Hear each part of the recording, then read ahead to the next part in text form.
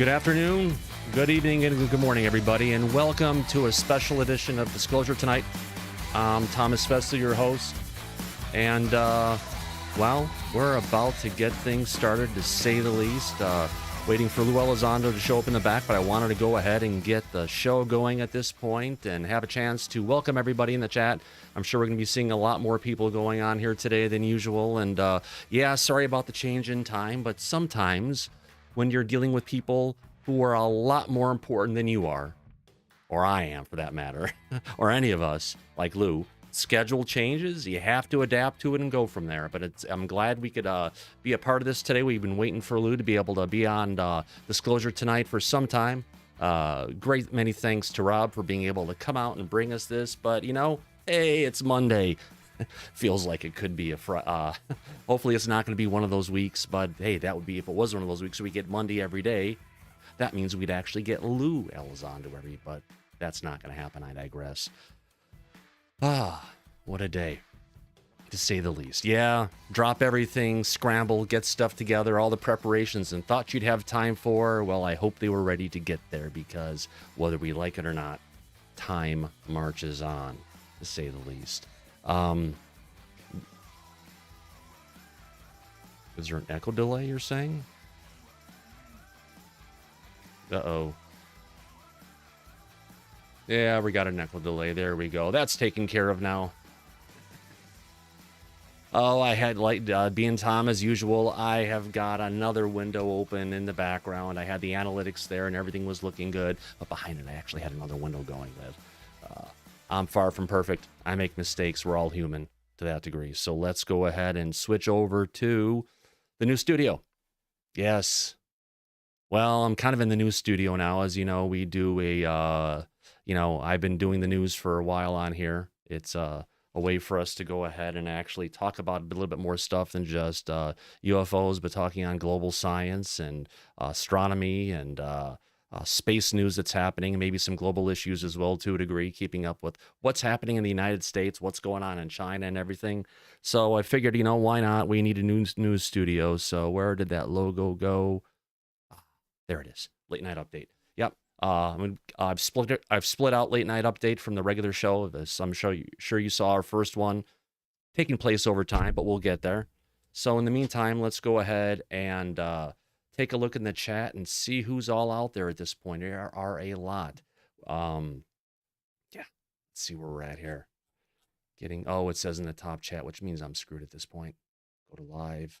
Oh, not really. Well, at the very top, we've got Brett is here. He's warming up to Jeremy McGowan. Very cool. Zero Cool is also here. Thanks for coming, Zero Cool. Julie Welchel Farrell is here as well. Welcome, Julie. Glad you can make it here. Carl Anderson. Means Spaghetti here. Spaghetti Lee is also here. There he is. Actually, there he is. We've got Ak, our producer in the back. Thanks for coming in, Ak. We've also got Rob Heatherly waiting for in the background right now. Corey Morris. Welcome, Corey. Glad you can make it here today. Zero Cool. Pontificator. Bunch of new people showing up as we get together. We got 74 people in the audience. Brett is here. Calling all beings. Gary is going and collecting messages as comments or questions as they're coming along. If we get time at the end of the show, we'll be more than happy to see what we can bring up out of those. Graham McNeil, yes, we're not started yet. Lou not coming on with all his news shows like Unidentified on Blaze channel. No, Lou is definitely coming on. It's just a slight change in time. Yeah, unexpected change in his schedule, and he is an important man. I mean, if you realize he was the head of ATIP, and he's got a lot of national and international things ahead of him. Plus, he's got a job besides everything else that hopefully we'll find more on. Transporter 33. You'll fix Lou's cars for free if it helps speed up disclosure. I know disclosure is a tough thing. We need to get there. We'll need to figure out what it is, and more importantly, how we're going to go ahead and make it there. Yeah, Lou said you have to be patient. And it's a process, but it also comes back to understanding that we may have to turn to the phenomenon itself if we want to get more answers. If you guys haven't read the new book, Skinwalkers at the Pentagon, read it. There's some great words in there from Harry Reid that is basically opened up to say we've got to demand, you know, UAP transparency. Now, there's so much information going back 75 plus years coming from our federal government, and most of it, a lot of it, can be opened up to the public. But we've got our wonderful Susan Goff. Hi, Susan. Glad to see you here today. We ask some questions about you as well, and our concerns with regards to the actions that have been going and, you know, locking away all the information about UAP, UFOs, whatever we're calling them, and their occupants away from the public unnecessarily. That's why we've got disclosure tonight. For a lot of new people who are listening here, I'm actually an experiencer, not that I ever asked for or wanted, but it's something that happened when I was, you know, started at 5, went at least till I was 8. And if there's things that happened after it, I don't have memories of those at this point, but it's never an easy thing. My immune system has been compromised ever since. Every time they see my blood, the doctors freak out and think I have cancer or something else. And it's made life challenging, but there's other upgrades you get out of it. So, you know, what happens, happens, and you leave it behind you, but you leave it as a guide to take you forward. And that's why I'm here talking about disclosure. It's something I've been a part of for too long. Joe, welcome. Yes, we've got real questions here. We tell you that from real people. And just so everybody knows as well, I'm the same person on this live stream that I am in real life. So no fake personas, no fake voices. I may get a little bit of announcery to a degree, but hey, that's just me. Spaghetti Lee, welcome, welcome. Brett, Joe is here to get another hot take for his cartoons, I guess. Richie, yes, thanks for the question. We'll keep a note of them. Spaghetti Lee, Zero Cool, welcome Zero Cool. Yes, Wreaking Havoc, thanks for coming in here, buddy, John. Looking forward to this thing getting going. We're just waiting for Lou to show up. Hopefully there wasn't too much of a miscommunication going on, but hopefully I think he's going to be here. He said he should be here at 2. Do you want to send it off another email, Rob, just to be double checked to make sure he's going to verify a time?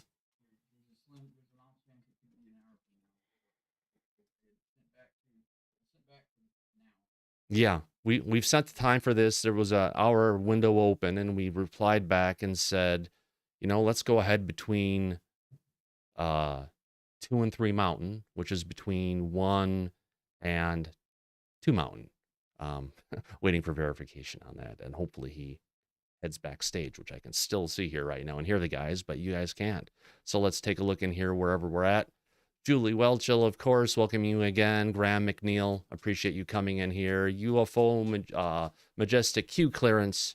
But wait a minute, I'm not even seeing the chats as I'm clicking on them. What the heck did I do? Let's go through this and bring it up to the top. Ah, there it is, because I put the logo in the wrong place. That's what I get for doing things at the last minute. UFO Majestic Q clearance, welcome. Yeah, I've got a little bit of a customized platform here, but that's why everything looks so good. The Signal is here. Welcome, Signal. Glad you could make it. Appreciate you coming in here today. Angie, thanks for coming in, and thanks for Cupcake, my little 17-year-old puppy here, for coming in from her time outside chasing the squirrels. They're chasing her at this point. Cupcake, here you go. Have a little bit of a cookies. There you go, girl. Your favorite little bits. Yeah. All right, let's move on. Quantum stress. Yeah, a little bit of stress here. We'll figure it out shortly. Larry Oliphant, thanks for coming in. Mr. Gray Troll, awesome to have you here. We've got Angie. Welcome, Angie. Tony D, hello from Wales. Glad we could get it on early for people in the UK. Yeah, usually our producer in the back, or better known as Gary, is falling asleep at this time of day, so he's looking a bit knackered. Jefferson Lee, thanks for coming in. Mr. Dope Nose, I appreciate you being here. Dickinson Whitesides. Mark Latham, what does Lou think about the forum that Robert Salas is putting together? How much does he know about nuclear interests of these entities? Well, there's a lot of stuff Robert's been talking about for years at this point. Robert's a great man. He's been detailing his experience with the phenomena for many years. I mean, too many years. I mean, a long time. He's been going at the UFO National Congress, I think, every year for some time. See where that goes. Zero Cool, you're in a pickle, so am I. Just waiting, watching that back room, waiting to hear it announced and say, Lue Elizondo is here. We'll get there.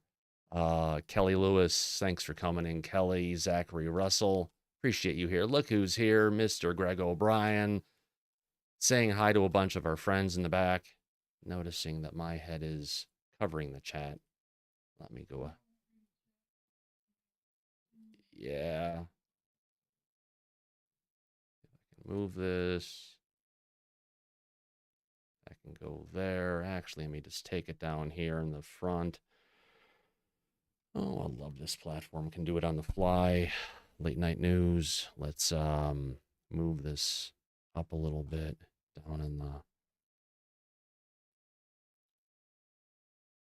There we go. A little bit higher in front of me. There we go. Great Troll. Welcome. Welcome, Great Troll. Great having you here. Absolutely. I guess Jerry McGowan may be here as well. Very awesome. Glad to have both of you guys here. And my stuff just went up a little bit higher. Do me a favor, if we see any trolls or things are going on, before we go ahead and block anybody, do me a favor, please get screenshots, because Washington State has a very, very tough cyberbullying laws. And if there's any bullying going on here in this chat tonight, beware to any of you. You will be reported to the local police department, who will then go to YouTube, who has offices here, because Washington State has the strongest cyberbullying laws in the United States, possibly the nation. And we have an attorney general who was pretty strong on prosecuting on that stuff.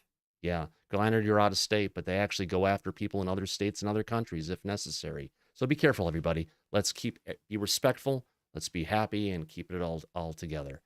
Let's move on. Shermanator Osborne is here. Welcome, saying hi to Jennifer from France. Alien Protocols, Mr. Buddy, I'm waiting for you to hear back from you, hopefully soon. Question for Lou, if you work with the Army's anti-gravity project, would you be able to say so? That is a good question, Gary.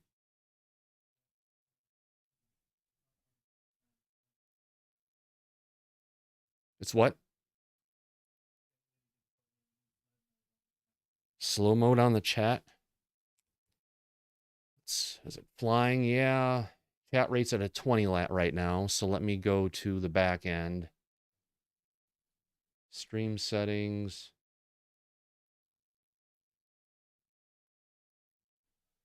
I don't think I can actually edit that at this point, Gary. We're 132 viewers right now. Additional settings, auto stop, auto start, everything. Gonna go to edit. Customization. Here we go. Slow mode. Seconds between chat. Let's take it down to 15 seconds between everything that someone could possibly say. That's been added in. We'll see what it does, Gary, if it makes it easier to get through. Yeah. And Gary, I'm going to go ahead and share the document that we've got for all of our questions. If you want to add in the docs, into the doc, the questions. I just sent it to you on Google Drive. Thanks. Okay, that should get us there. Awaiting aliens, I'm excited too. Mr. Zero Cool, Mr. Deep Thoughts were there. I'm just going on and I'm probably taking too long. 15 seconds is too slow. Well, that's 15 seconds between every possible thing that you could say. It's not that you can't say things. You just have to wait between every particular thing. Hopefully that'll work for everybody. Love slow mode. That should get it there. It's just going to take some people that we have in the chat sometimes. And the chat's still cruising along. Shermanator Osborne is here. Rickson, this is a good place. Absolutely. We try to make it as good as we can. Question for Lou. If you're on, Oh, that's not a good question. Much better. All right. Time is slowing down. That's correct. As we wait for Mr. Elizondo to show up, hopefully soon. I'm not in charge of scheduling. I'm just the announcer. No, I'm the host. Yeah, it's what happens when schedules get a little bit heating up for everything. Yes, we're looking forward to it. Yeah, Lou's been involved with a lot of things in ATIP. With the new book that showed up of skinwalkers in the Pentagon, it gave us a really great look into what was the responsibility of James Lacatski, who was Lou's predecessor that actually headed up AAWSAP. What's really cool about OVSAP and everything was we got a good accounting of a lot of the different things that they were involved in. Most importantly, a deep database that they put together that was already set up for, how do you put this? For AI to interact with it. Sounds like they built an API that the AI would be able to use and cross-reference and find the data they had put together. It was 11 towers of information, very extensive. Dealing with tower data coming from military pilots, coming from commercial pilots in the United States, the full database from MUFON. Makes you wonder if they just took one data dump from it or a bunch of it in, or if they're continuing to bring in the data. All the data that they brought in, welcome Livewire. Thank you for coming in tonight. All the data that they had brought together was not just, if you want to call it, dumped into a database, which would basically, give you an issue of garbage in, garbage out. The data was actually gone and, if you want to call it not classified, the data was vetted and ranked using a scale that was put together by Ave Loeb, and who was involved in getting the database. So they had some real important players who were going in and pulling it all together. They also had data from France, from Brazil, from countries all over the world, allowing them to look at different cases. They also had another database that tracked the physical effects of UAP, whether it's the effects from radiation. They talked about one specific case where a gentleman, a biologist, was driving with his daughter, I believe, towards Bend, Oregon. And as they were driving down the road, they saw 3 blue orbs off to the side. And as soon as his daughter had seen them, they came flying towards the car, and it actually came through the car, passed through the vehicle, one over the dashboard, one over the top of it. That another one kind of came through and actually went in the gentleman's shoulder in one side and out the other. Unfortunately, that incident resulted in signs of severe radiation poisoning, where vision on his left side started to degrade, and his hearing started to go out as well. His hair fell off on the left side of his body, which is interesting. So basically, if it came in from his left side driving, I guess, and passed through him, the side it went through initially took the blunt of the radiation as it passed through the other. After the radiation, after longer term effects, he actually got breast cancer, which is, men do get it, but it's a very, if you want to call it, rare instance that situations like this go on. So, how do we look at this? We're still waiting for Lou to show up. I'm just trying to stretch this out. Didn't mean to bring everybody in unnecessarily early, but generally what I like to do, New York tag, be nice. Let's keep everything together. Yeah, there's a lot. That's one thing that Lou has dealt with, is a lot of nasty words for people. And it's hard. It's hard for yourself. It's hard for your family. It's hard for your spouse. Thank you for the kind words, Gaucho. You're a great man, and you're an inspiration to me for a long time. And it's really hard. And that's one of the things we actually want to talk to Lou on today, to find out how he takes it, because we've got a lot more, there's a lot of people out on the YouTube spectrum, on Twitter, and they're almost at a level of pathological skepticism, to where it goes beyond where a normal person would be, meaning that everything they're kicking out, they're taking a skeptical look at it. And believe it or not, it's actually a psychological condition that some people may be affected with. And it's just something to look out for yourself and understand that if you're in a very skeptical point for it, as I always talk about on this show, bring yourself back to the center. You don't have to go too much to one side or the other. Read the information, hear it, but just don't listen to some schmuck on another live stream like me or anybody. Go out and do the research yourself. Understand what they're talking about. Try and look for the details. Look under every possible rock you can to try and get to that.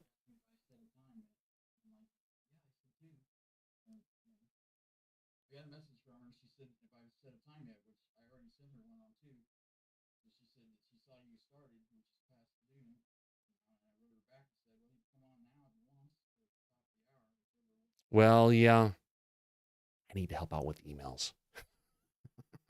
Sounds like there is a miscommunication in email. I saw the one going out, wasn't copied on anything, couldn't clarify, just getting screenshots of stuff. So hopefully in the future I'll get copied on things.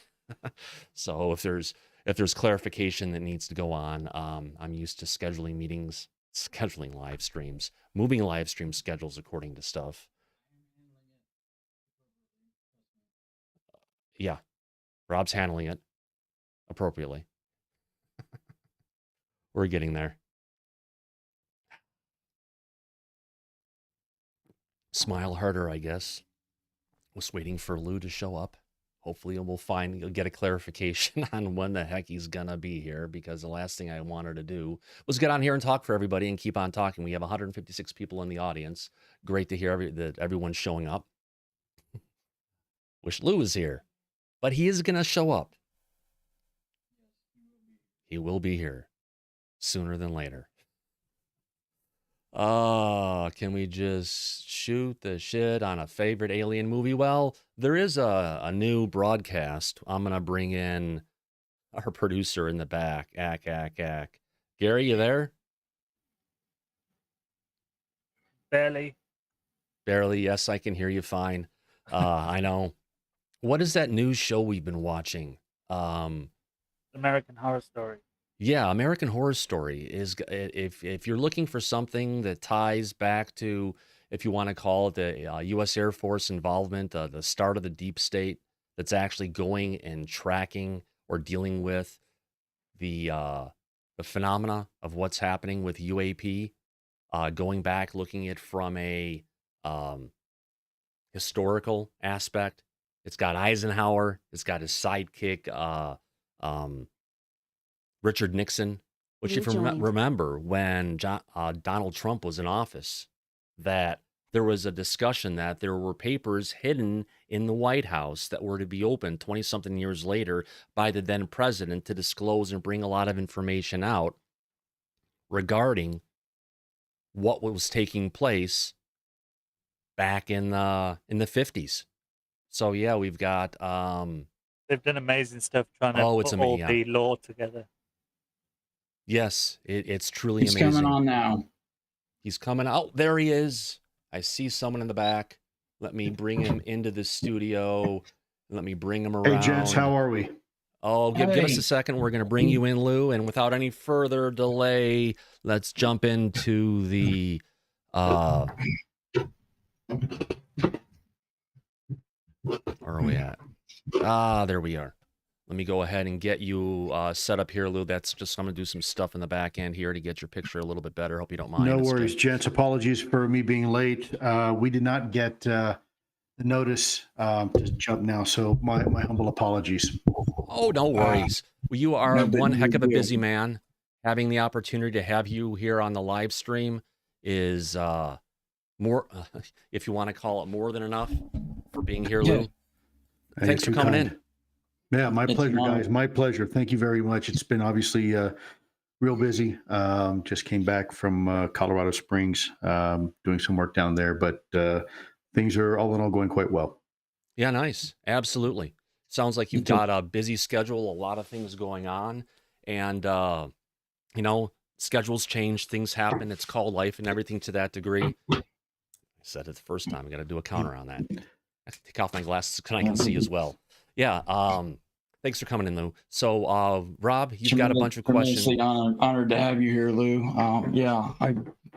That's what the premise of what I had emailed you about was. I read so many articles and watched so many videos of interviews with you, and so little of them touch on the impact that it has on your family and your children, especially. Most people don't know you're married, and only one article that I read even mentioned that you had children. And I read that you have 2 daughters and that they read social media and see you being getting so much flack from the government because of what you had to proceed with, and then also from the civilians that are pushing back as well when they have questions that are not being met yet and to their satisfaction. And unfortunately, you being held accountable for all that. Most people don't understand that you're, that you have a family too, and you're human and you have feelings, and so do they. And I wanted to touch on the personal impact that this has on you and the family, and including having to leave the uniform to continue the mission because that's how dedicated you are. And I understand from having to leave my service early from an injury, I hated having to leave, and I can't imagine. Turn that off. I apologize. I'm turning my phone off. I got some, it never stops. Please continue, because I want to first of all say to you, thank you so much for those words. But there's an old saying, all gave some and some gave all. Absolutely. As challenging as things have been for me and more importantly, my family, because look, I chose my path, right? Yes. But it's another thing when you have collateral damage, when you bring people who you loved ones into the mix. But it could have been a lot worse. There's folks out there that are now without limbs, and the worst type of injury are not necessarily the ones that come back with broken limbs, but the ones that come back with broken spirits. And so for me, by far the worst. Yeah, I've been very, very lucky. I do take a lot of shit, excuse my language, but I do take a lot of it. A lot of people out there do not like me. For whatever reason. But there's a small group of folks that do. And some of those folks, they're on the inside, their stories haven't been told yet. They will in time. And I think in relatively near term. We're all in this together. There's no blueprint. There's no manual on how to bring disclosure. There's an old saying that says, history never treats kindly those who try to rush her. And I believe that's true. Change is hard. But I want to thank you all for having me on. It is sincere, most heartfelt appreciation for being here and being with your audience. Obviously, my opinions are just my opinions. I'm happy to discuss whatever you want to discuss. I've always told people, I don't want to know ahead of time. I want to preserve the journalistic integrity of people that I'm working with, and also preserve my own integrity. It's important, absolutely. Right? Just one thing I want to pass on that I've learned recently before we get into Rob's next question was, there is a condition out there called pathological skepticism. And I think a lot of the people that are throwing the shade at you, it's kind of like I equate it to the homeless meth head we have in downtown Seattle sitting on the corner and yelling at people and just throwing insults out. And sometimes you have this stuff going on. It's even telling your kids that sometimes you're going to hear things, but it's coming from people who aren't exactly in the best state of mind. And you just have to let it go in one ear and out the other, as my grandmother always taught me, to go ahead and not internalize it, because you have to consider the source, who it's coming from, not just the words. And if you look at the person for who they are and how they act, it's a little bit easy. But I'll admit, I've been bullied a lot of my life. It's never easy to deal with any of that stuff. No, you're right, and I'll tell you, I think the social media is a microcosm of reality, right? You have in any given city, you have some very, very good people and philanthropists and people that want to do the right thing, and then you've got some people who are truly on the opposite extreme really bad. You have murderers and rapers and bank robbers, and then you have people in to some degree that are psychologically or emotionally unstable. That's just the reality of the world we live in. And every time I get frustrated, I really try honestly to take a deep breath and try to feel pity for individuals. Look, as a kid, I was the same way. As a young kid, I was mercilessly bullied terribly, and that stings when you're a kid, and a lot of that will find its way over into adulthood. And I think a lot of people who find themselves being extremely vocal in a negative way on social media may still have some of that frustration deep inside, right? That they didn't have a voice before, and so now it's my turn to be the bully, right? Now it's my turn to assert myself, and and it's a shame. I try my best to have sympathy and patience and mercy for people like that.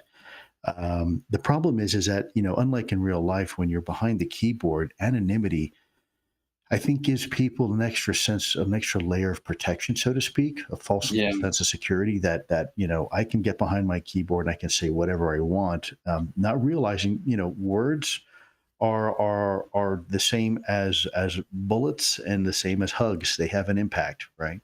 And people don't think that. I don't think a lot of folks probably aren't cognizant of that when they're writing things. But anyways, that's neither here nor there, I guess. Well, they get so used to seeing a video screen, and sometimes some people play games so much, and I think they have a hard time separating reality from the gaming, and it all kind of merges to where they're dissociated that it's reality when they're talking to real people. I mean, that's a really good point. I remember. I'll tell you. I mean, I feel kind of silly saying this, but my wife and I, we don't talk about this much, but we're actually gamers. We get on the consoles, and we do a lot of couch co-op stuff. And my wife is actually really good and really competitive, maybe a little too competitive. And I remember playing once a driving game, and I played it for a weekend straight.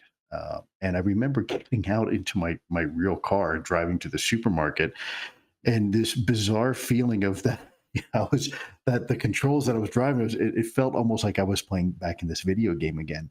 Yeah. And you're right. I mean, even though I knew consciously I wasn't, and I'm just driving to the store, the hyper reality of the video game and the way I was playing it, I guess I immersed myself in it maybe a little bit too long, that it was hard to kind of just break away when I'm driving a real car and realize that, hey, this is not a video game. This is not I'm not going to spin out and be able to get back on. Yeah, it's real life, So good point. But yeah, I had a pretty unpleasant childhood as well. I read extensively about you. Like I said, I saw a lot of parallels that we had growing up, and I went the opposite way from being bullied and beyond bullied. But I grew up, and then when I had the chance to push back, joining the Marine Corps, and then being the size I am in training and everything I did, I became a champion for those that were being bullied and pushed back on the bullies. So I became the bully. Yeah. And I've read the statistics that a lot of people in battle, a lot of them, like fighter pilots and the ones that actually do the shooting and combat, a big majority of those were people that had been bullied themselves. A study had shown. Yeah, that was my life. I'll tell you right now. I think, and I think with age, hopefully comes experience and maturity. At my young age, I was a pretty angry young man because of the situation my parents went through, fairly dysfunctional, unfortunately. We lost everything. And I was thrust into this environment where every single day it was brutal, it was merciless.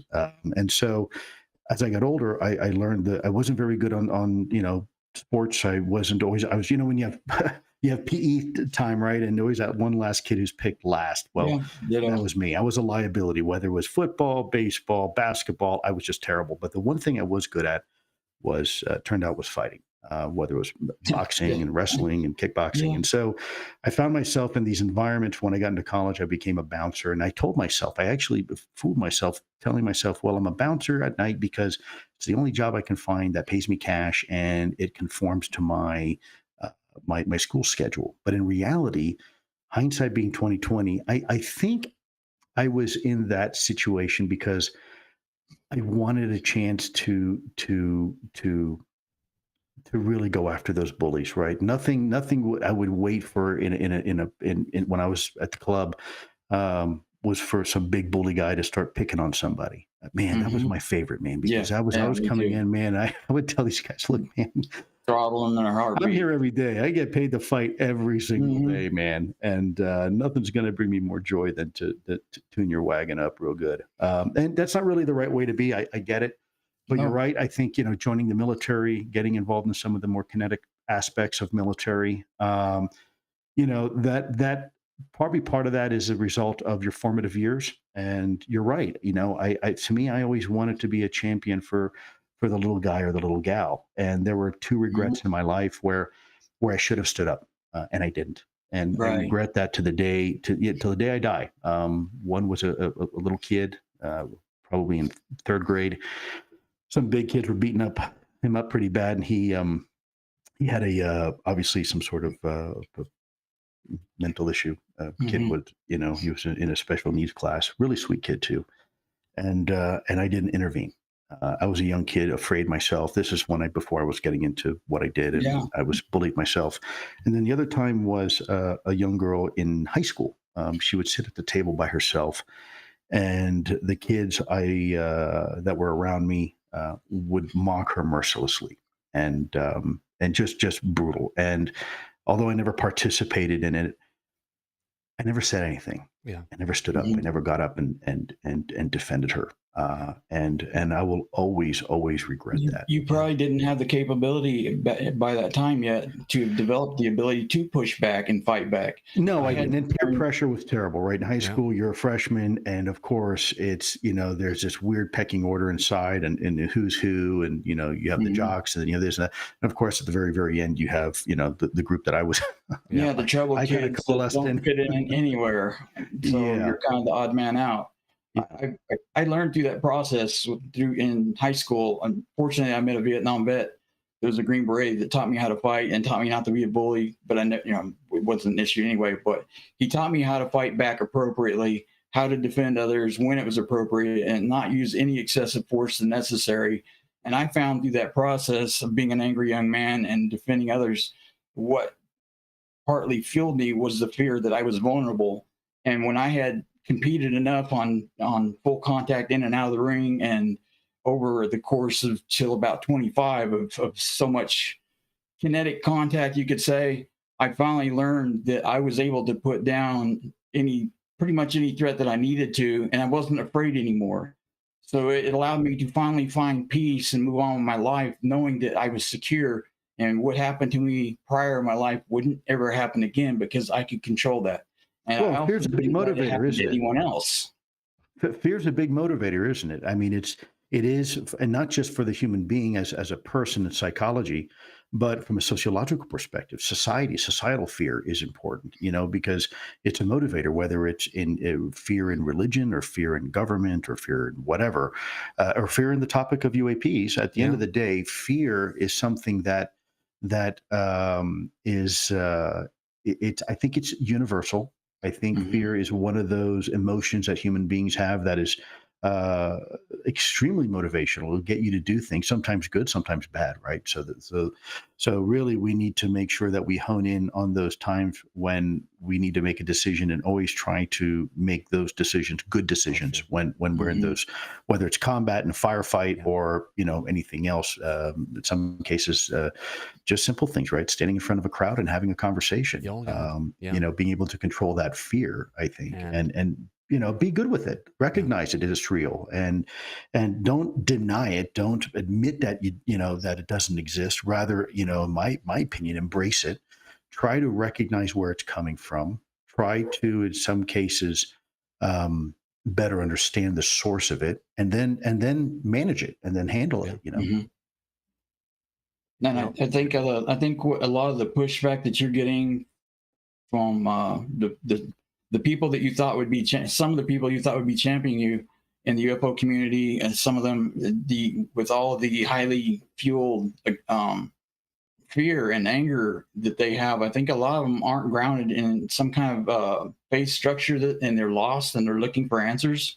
And unfortunately, some are putting faith in whatever these emerging apparently non-human entities that they are putting all this faith in to save them of sorts. And unfortunately, some of them have placed you as the point man for that, to represent it.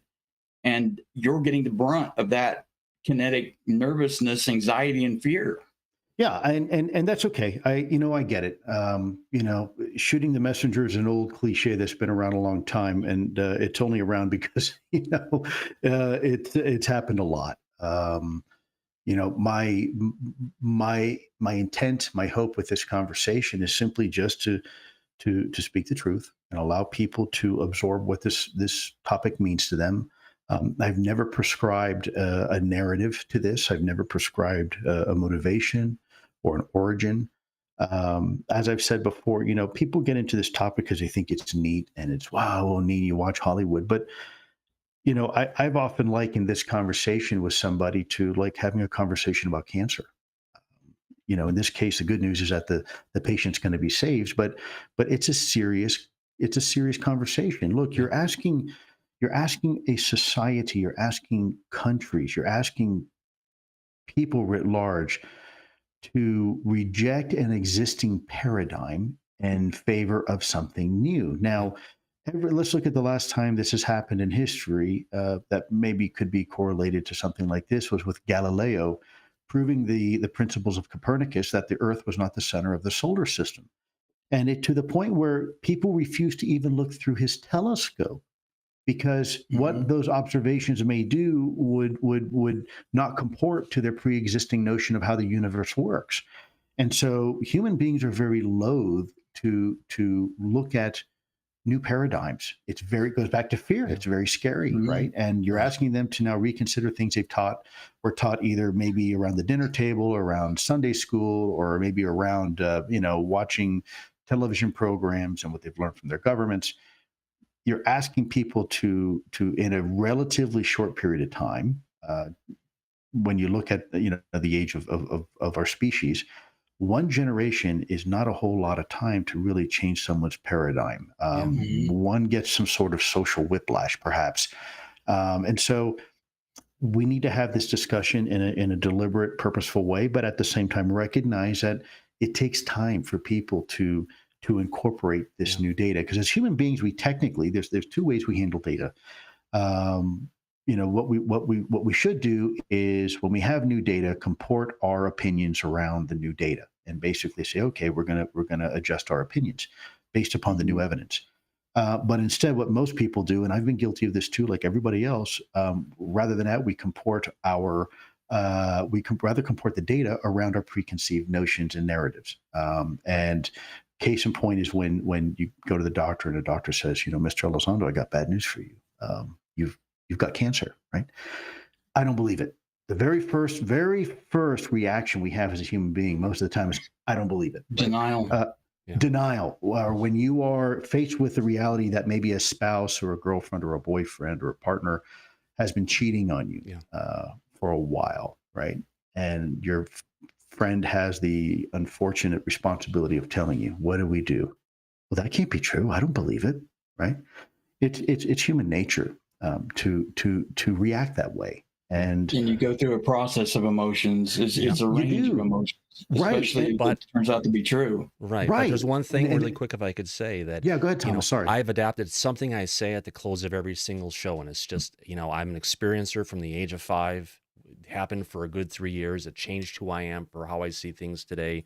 And you go through a lot of scary things in your life. What it comes down to is you just have to have an eyes open, no fear approach. Because if you let fear rule what you've got going on, you can't make a right decision. You can't get to the point you should be, and you're compromising your ability to complete the mission you're on. But it just takes a mental mind switch for some people to be able to understand it, because it's not how a lot of people are programmed, for that matter. Yeah, I agree with you. And look, we've all been victim to it ourselves. I'll be the first one to say, I know what fear is. I dealt a lot with a lot of it, in my previous careers and experience.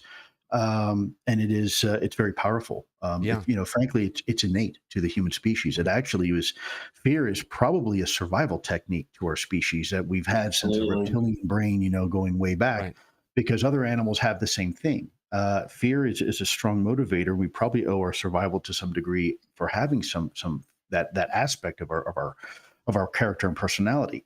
But you're right. We need to recognize it first, and then we need to control it so it doesn't control us. Because fear is good. If you don't control fear, fear will control you. It's an either or scenario. And I think maybe this topic of the UAP is probably similar. I think it's probably once people get over the initial honeymoon of, oh, it's exciting and neat, and it's going to be like X-Files or watching a Hollywood movie, and they realize, no, actually, it can be quite different. They need to manage their expectations. Expectation management too, right? They all think that, well, someone's going to come here and deliver us with all the answers. Well, I hate to disappoint you, but I'm not that guy. I never said I was. And, that's the problem with this community. A lot of people have tried to own the narrative. And now that information is coming out that doesn't comport to their narrative, and frankly, they've made a few bucks on it. They've got a choice: either get on board the new train or fight it and resist it with everything they have. And I think we're seeing that play out to some degree. Yeah. You've also mentioned that religion, this doesn't, whatever this turns out to be, it doesn't negate religion. I know a lot of people in the government, your superiors were trying to suppress you, and the information that you had gathered after tasking you with finding it, it was because of their fear, because of their belief systems. But also that was also James Lacatski. That. Yeah, James Lacatski had an issue with you beforehand, and there were like fear mongers in the Pentagon to a degree who were, religious, right, to kind of, got him out and just kind of took a brilliant rocket scientist and just kind of pushed him into the background. Yeah, that's absolutely right. I mean, Jim was a fantastic human being. I mean, there would not be an ATIP if it wasn't for Jim Lacatski and OVSAP. But he paid a price. I mean, they made his life miserable, and it does come from fear. But I will tell you too, very much like Galileo's observation through the telescope and the Earth and its place in the solar system. I think the old adage, "and the truth shall set you free," is correct. It didn't. At the end of the day, religion had nothing to fear by that observation. In fact, all it did was reinforce the grandeur of a higher order and a greater architectural plan for the universe. And if anything, ultimately reinforces the notion of a God. So, again, we have to be mindful with this topic that it may seem superficially that it's going to challenge religion and challenge even governments and other institutions and organizations, but at the end of the day, it's the truth, and so we mustn't hide from it. We must face it. There's an accounting of things. We think how things were. There's a bunch of stuff that's written down. We know part of it is there. There's a lot of other stuff that's potentially around it. It's understanding, it's a guide to a degree. But if you lock it down and say it's never going to change, if new information comes in, you get stuck in a particular paradigm versus having things can shift and move. Along those lines, shifting and moving, Rob, you had a question going about ancient history about some of the stuff that kind of dovetails into this thing that you were just discussing. What brought me into this with the study of the UAP phenomena is that for decades I've been fascinated with the physics of anti-gravity that I've seen in the movies, that that surely should be able to be a way to figure that out and create that. So I've been studying that all my adult life, and then when a few years ago I stumbled onto Baalbek that had the trilithon stones that are up to 1,200 tons. I saw that with the Great Pyramid and so many megalithic structures around the planet.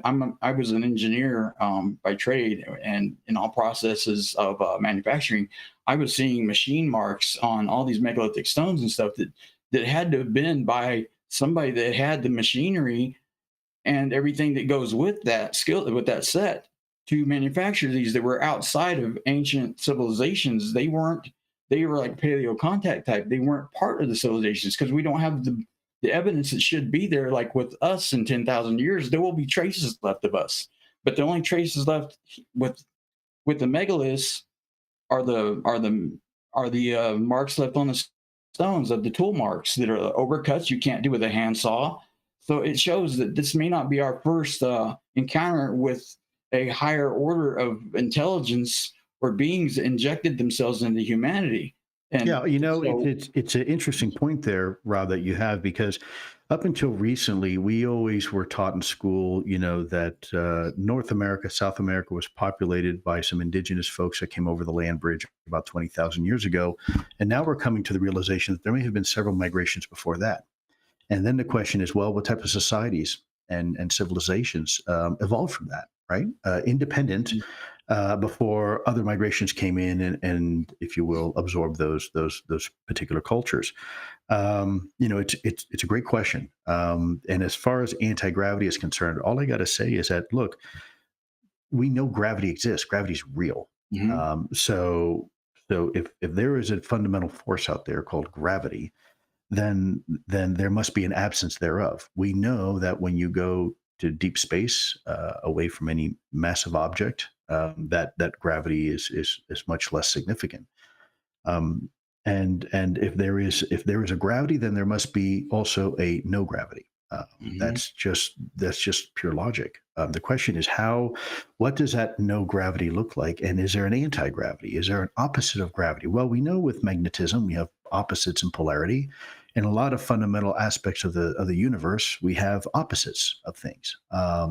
So, the fact that maybe there is a species that has somehow been able to develop or understand not only gravity, but then the opposite effects of gravity mm-hmm. is really not that far of a reach when you're looking at this is really, I'll share with you why we don't call them UFOs anymore. We call them UAP. Because UFOs is unidentified flying object. Well, what's flying? Well, flight is a fundamental understanding of four fundamental forces. You have thrust, lift, drag, and weight. And when you understand those forces, you can develop lifting bodies like wings and control surfaces and ailerons and elevators and rudders to maneuver in an atmosphere. But what we are seeing don't seem to have any of the associated aspects or technology like an aircraft. They don't have wings, they don't have tails, they don't even have mm-hmm. control surface or even obvious signs of propulsion. So the question is, are they really even flying? Is now up for grabs, because we believe that maybe they're not even flying. Yeah, they're in the atmosphere, but they're not flying in the sense that we associate flight. It is probably some sort of, as you say in the vernacular, anti-gravity. Someone has figured out some way to operate in Earth's environment under Earth's gravitational force without the associated side effects. It's like a per se of an ether field that we can't find that was postulated, kind of like a quantum entangled, like the theory of the one electron universe. I mean, not verbatim, but that thought experiments that Wheeler and Feynman had, that there could be a quantum entanglement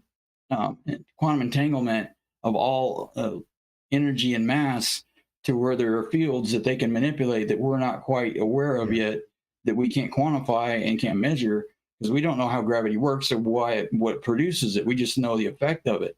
And Rob, it's interesting you say that, because actually that's exactly where some of the Pentagon research was going towards quantum entanglement and quantum mechanical processes to explain some of the behaviors of these UAP.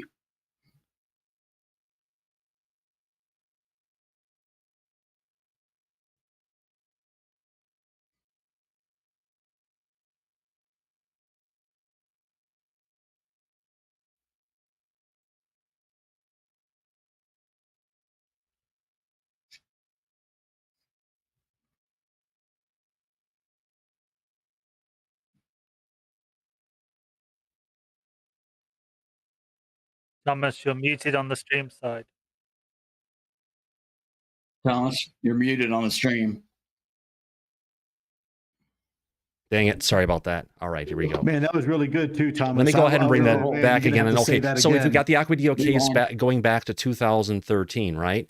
When you had this UAP that's whipping around the craft, and it's been documented well at UAPtheory.com that you and Christopher Mellon's method is brought up. One of the interesting things is it talks about gravitational lensing around the craft that's being observed, and really the only thing we're seeing gravitational lensing on is black holes in deep space from Hubble, which means we could potentially be looking at technology that's based on someone who's not harnessing the power, the ability of a star, but someone who's so advanced they're now advancing the power of something on the level of a black hole or a singularity. Thomas, let me share something with you. I'm really glad you brought that up, because there are artifacts that we can see associated with a lot of these videos that seems that there is some sort of bubble around these things. And I'll share with you something else that I've never gone public with. But one of the training tools we used to use in the ATIP program with people coming into the program is I would show the gimbal video where the object begins to kind of this ratcheted rotation without losing lift, and this little bubble around it. And something that is not necessarily aerodynamic and something that is in our relatively lower Earth atmosphere operating that way. It's not a smooth, gradual like you would expect with an aircraft, right? It's just ratcheted motion. There's video that I would compare and contrast to the Apollo 11 mission.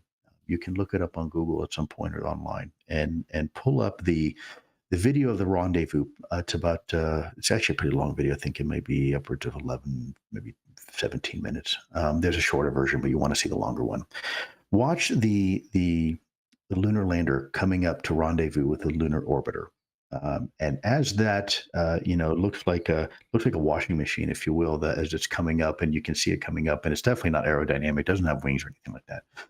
You will notice as it's positioning for docking, you will notice some movement that is almost identical to the movement of what we see with gimbal, and to the point where we now know that, we have known for obviously since the beginning, we started space exploration, that it's a near vacuum. There's no atmospheric wind resistance, so to speak, in space. And so when this orbiter is coming up, when the lander is coming up to rendezvous with the orbiter, as it's moving, it's using thrusters to articulate and get itself to where it needs to position properly for docking.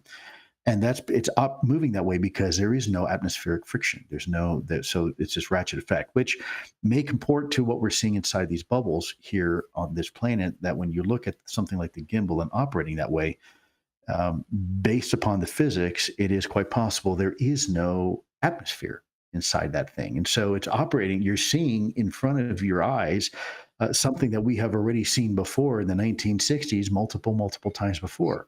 That maybe these objects, because of that, if you will, that localized bubble, what's inside the environment inside that bubble may be significantly different, substantially different than the outside environment. Exactly. It may be a completely different.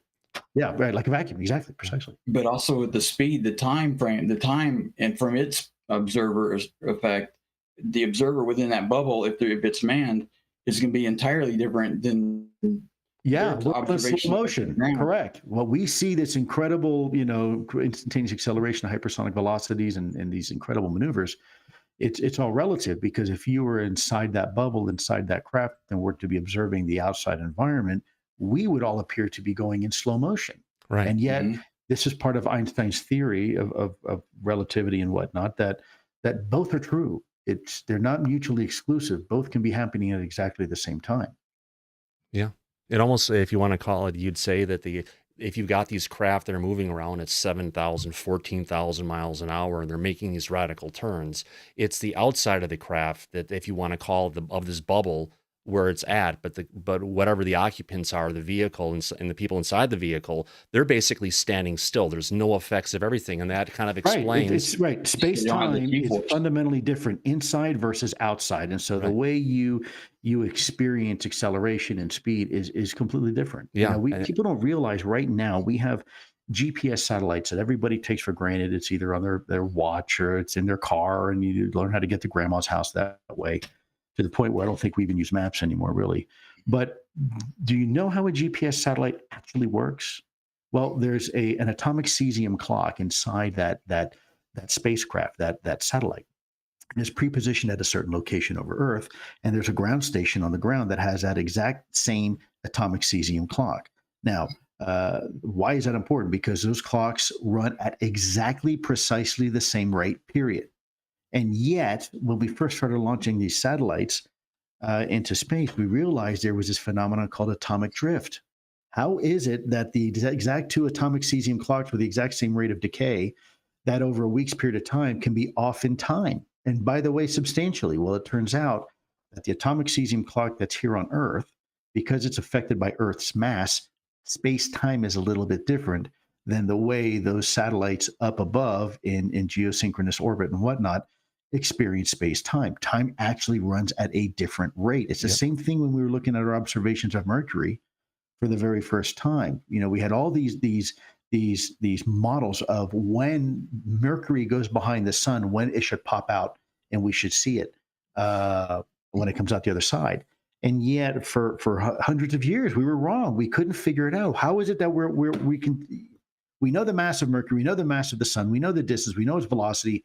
How is it we're always wrong when Mercury pops out on the other side? Well, it turns out that the space-time Mercury is experiencing, being closer to the sun, is different than we are here on Earth, which is different than it is on Jupiter, which is different than it is in on Pluto, or and even everywhere they've else. said that around the base of the pyramids and around the pyramids, gravity is actually different just because the objects are so big and it has that much of an effect on the surrounding area. Listen, Hal Puthoff just did an experiment not too long ago. It blew my mind. I didn't know how sensitive. He created in his laboratory. I saw it. It's real. He created a piece of equipment that was so sensitive to detect gravity that he had to do it on the weekends when there was no cars in the parking lot around his building, because just a car's mass would affect the experiment. That's insane. Nice. That is some crazy stuff and everything. And it's great to see that, speaking of Hal and, Avi, have you any updates on your work with Avi Loeb and what he's been trying to put forward? Yeah, I mean, I'm working to talk to him. I think we're going to be with each other, if I'm not mistaken, maybe in Portugal or something. But he's a pioneer. This is a guy who bucked the system. He had a great cushy job and related to Harvard and very, very well respected. And what did he do? He pissed a lot of people off by stepping out and saying, you know what, we need to look at this. Yeah. I love it. I think that is the true spirit of academia and science. I think we have lost some of our way. We oftentimes confuse scientific pursuits with scientism, and the two are different. Scientism is almost like a religion where you rely on science so much that you won't break away from normal scientific regime to explore something new. I'll give you several examples. I'll just give you one. If you look at any accepted principle of science today, any of it, I don't care which one, any law or really good theory, all of those started off as somebody's wacky idea that did not comport to the normal scientific model at the time. Every one of them, period. Whether it's Sir Isaac Newton and force equals mass times acceleration, or the notion of gravity, or Einstein's relativity, or the discussion of quantum mechanics and or string theory, you name it. There was a time, for example, when someone looked into a magnifying glass for the first time and then put that to another magnifying glass and created the world's first microscope. What did they see? Well, they saw a whole other universe, little beasties, and people thought he was crazy. And no, there's a whole universe of microorganisms that you can't see that's in a battle for life to death of every moment of every day. And it's competition, just like we have up here at this macro level.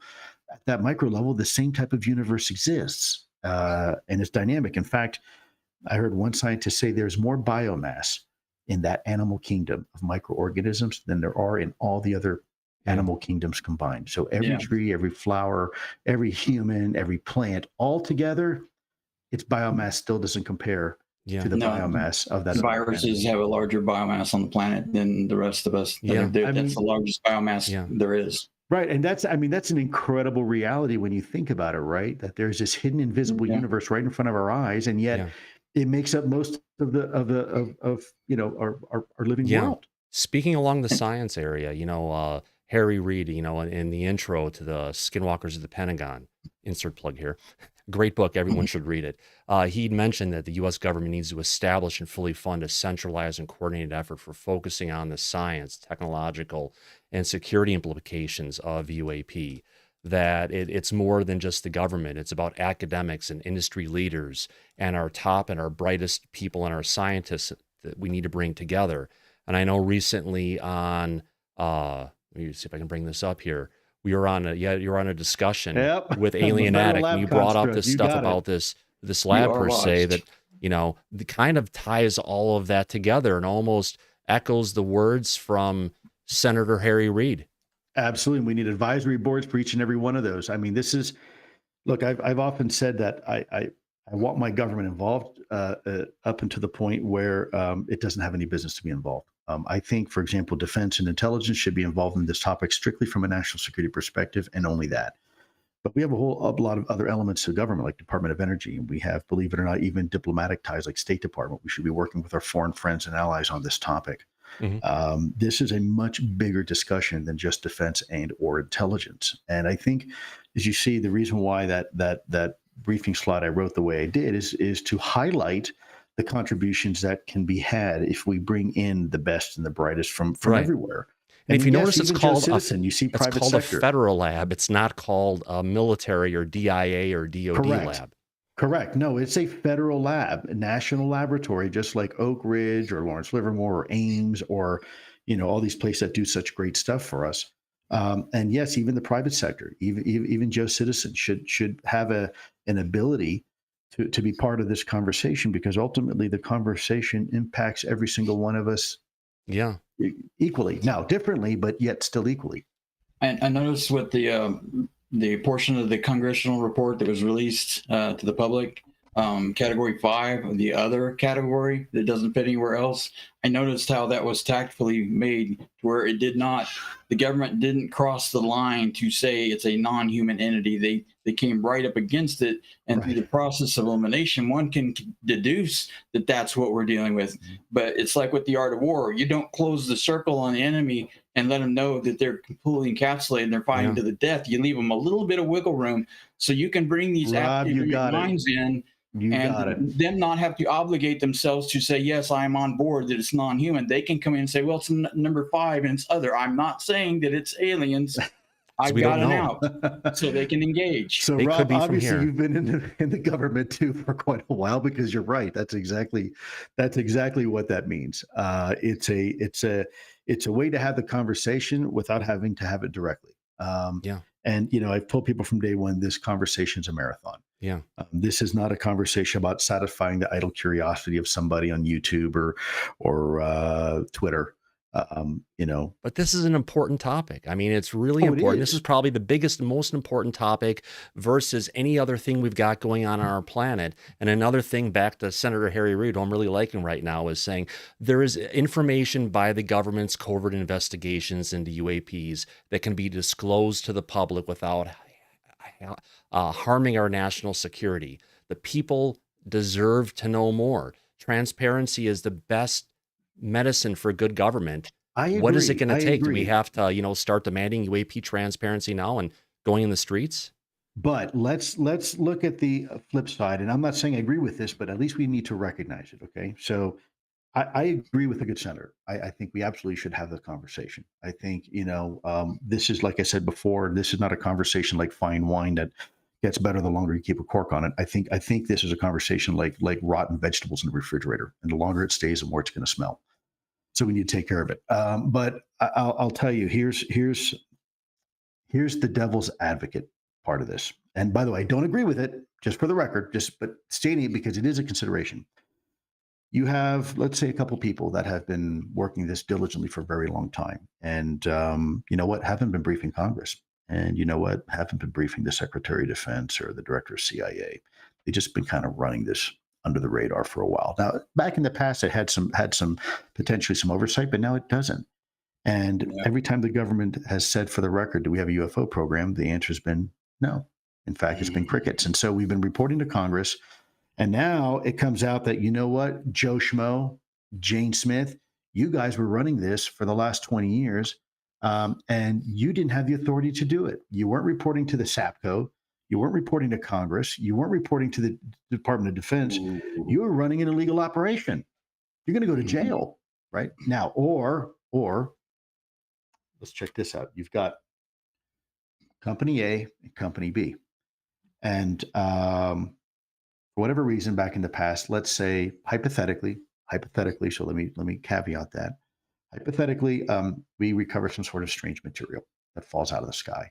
And these two companies are competing with each other. But Company A looks shiny and pretty. And so we say, we're going to give this material to Company A to take a look at. You go ahead and tell us what you think. And you can hold on to it for 20, 30 years. Meanwhile, Company B, who's competing with Company A in the same aerospace environment, let's say, for big planes and rockets and whatnot, they go bankrupt. because they did not have the unfair competitive advantage that Company A had. Company B is now defunct. 100 people lose their jobs, and Company B now is history, no longer exists. Meanwhile, Company A becomes a multi-billion-dollar, part of the military complex, industrial complex, and is now billions and billions and billions of dollars now in the black. Entrenched.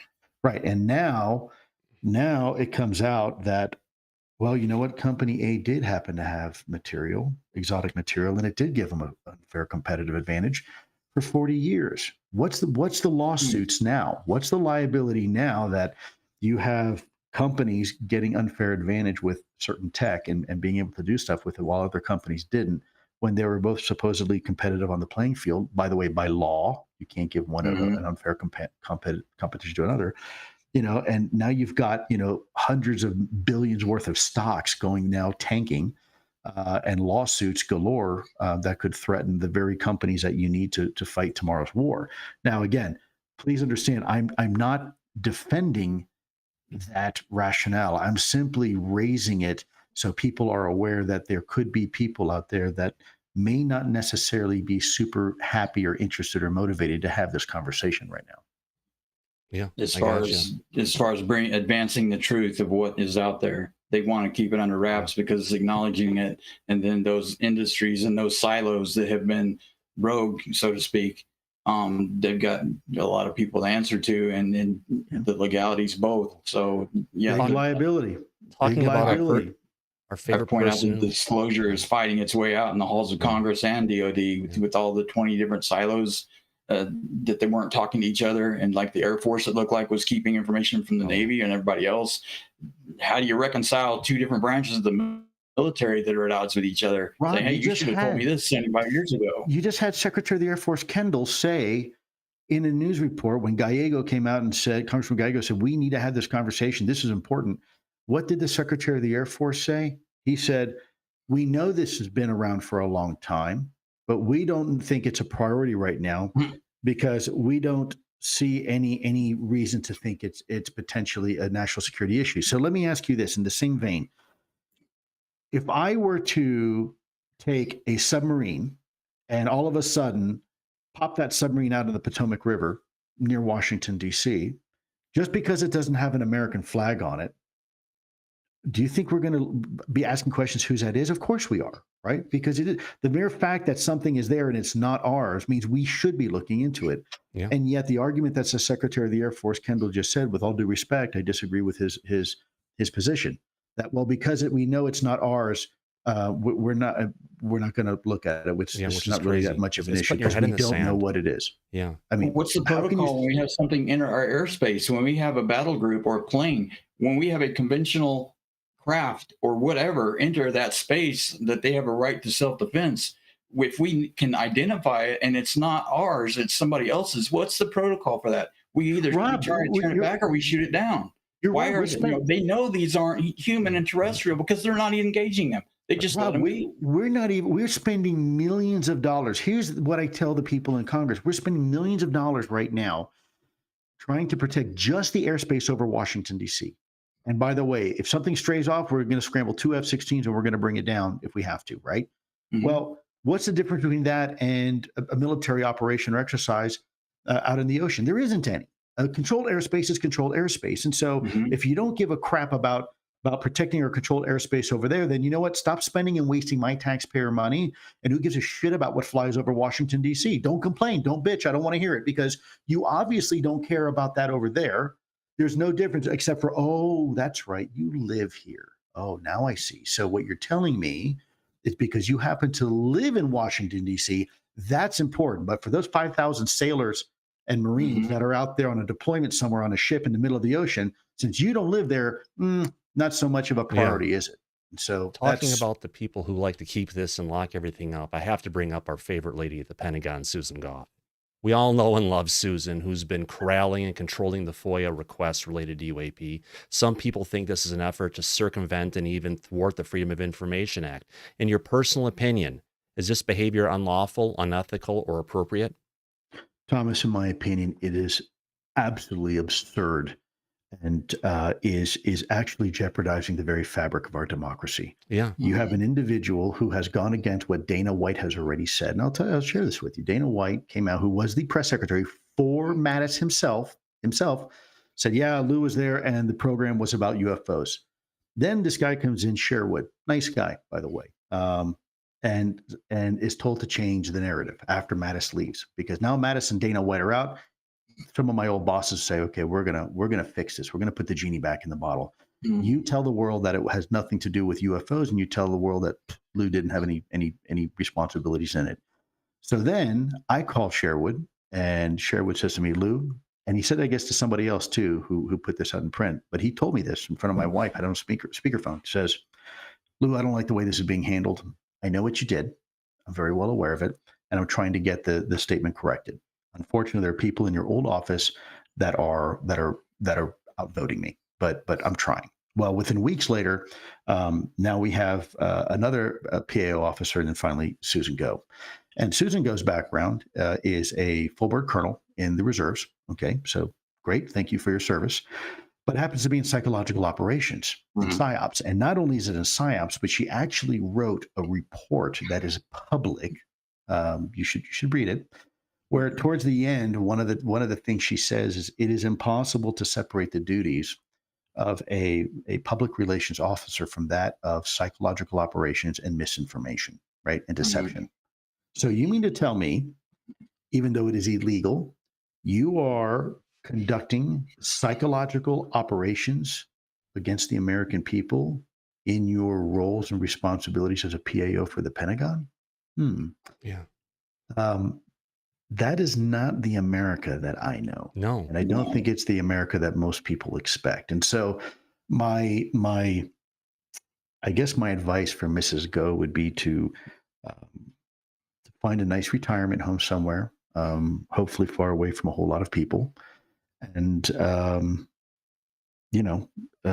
don't have social media. Or probably but she is on social media. She's on Pinterest. She's known as Suze DeLuz. If you search Susan Gough or Susan Gough on DuckDuckGo, the third picture, little pop-up, is actually Susan Gough, a current version of her. But she likes all these great, yummy-looking foods and desserts, and I encourage everybody out there in the UAP community, go and follow her, send her messages, give her the message. It's the only way you're going to be able to contact her outside of the FOIA process. Well, I'm sure, I have no doubt she's probably a really good baker. Yeah. Maybe that would be a good second career. But so I don't Martha Stewart in prison. Yeah, I don't. Now, here's the question. PAO is she the genesis of this effort, or is she just following someone's orders? Or she's setting the beating the drum? No. Full-bird colonel is way too junior. And I know exactly where it's coming from. And that's part of the IG effort. That they are fully well aware. And this is unconscionable. It is unconscionable, but that's coming. That there are people right now who are in the media who are quite aware of exactly where this is coming from. And, there's people in our government who are quite exactly aware where this is coming from. And like I've told everybody since 4 years ago, things happen in their due time. And look how far we've come in just the last 4 years collectively. We've come pretty far. It's just like with Jim Lacatski. People have said, I told people from day one, one day I'll be able to talk about the guy that I used to work for in the early days. I never dimed him out. And even though he could have cleared a lot of things up for me, 3 years ago, 4 years ago, who I was and what I did, I didn't dime him out. Yeah. And I never revealed it just to save my own skin, because I'm not that guy. Yeah. And there's a lot more people waiting in the wings, by the way, that are going to come out. Nice. It's really good. Soon. Talking about not trying to bring people out or anything to that degree. 6 months ago, on an interview with Lou Jimenez over at the Unidentified Celebrity Review, you revealed that I'm a government contractor. And at that time, you said, that's all I'm prepared to say at this time. Some time has passed. Can you give us any additional clarification? Are you government contracting directly for the government or someone in a particular industry? I really can't. I have to be mindful of the privacy of the company I work for and the roles and responsibilities and the duties. You don't have to name the company as just the well, let's just say it's synergistic to my previous efforts, and I'll leave it at that. Interesting. Cool. Well, it's a little bit soft. At least we know you're not directly going for the government. You're working for a company now. So that gives us some clarity to a degree. I appreciate that. Absolutely. Not meaning to give you. Go ahead, Rob. One thing you said before, though, Lou, is that everything you do it's for the benefit of the American people, and that's who you work for at the end of the day. So Absolutely. even working for a private contractor, you're still advancing the narrative of what's best for the American people. 100%, Rob. 100%. And I can tell you too, same with the people that I work with. They're equally committed. I work with some amazing human beings, and again, they'll probably be coming out of the shadows in due time. But I don't think anybody would be disappointed to see what we're doing. I think everybody would say, "Wow, that's great." Yeah. So what would you advise us as the civilians on the ground now, the boots on the ground civilians? How can we help to move this process forward? Where would be the best places to concentrate our efforts to try and move this ball forward? Brother, you're doing it right now. When you look at the slide presentation I gave, I put so when you talk about the different pillars of engagement and legislative and executive media, the engagement with private citizens, with us, is the most important, because you are giving the freedom of movement for the press. They know there's an appetite for this, so they're reporting on it, and they're not being laughed at. And that in turn also helps support and encourage Congress to take briefings, classified briefings on this topic. And it also encourages executives in our government to take this topic seriously. And it also encourages our friends and allies to say, hey, look what America's doing. Maybe we should do it too. Look, I just came back from Italy. And I had a full-bird colonel along with a 3-star general in their department within their organizations. I didn't meet the general, but the colonel was speaking on his behalf.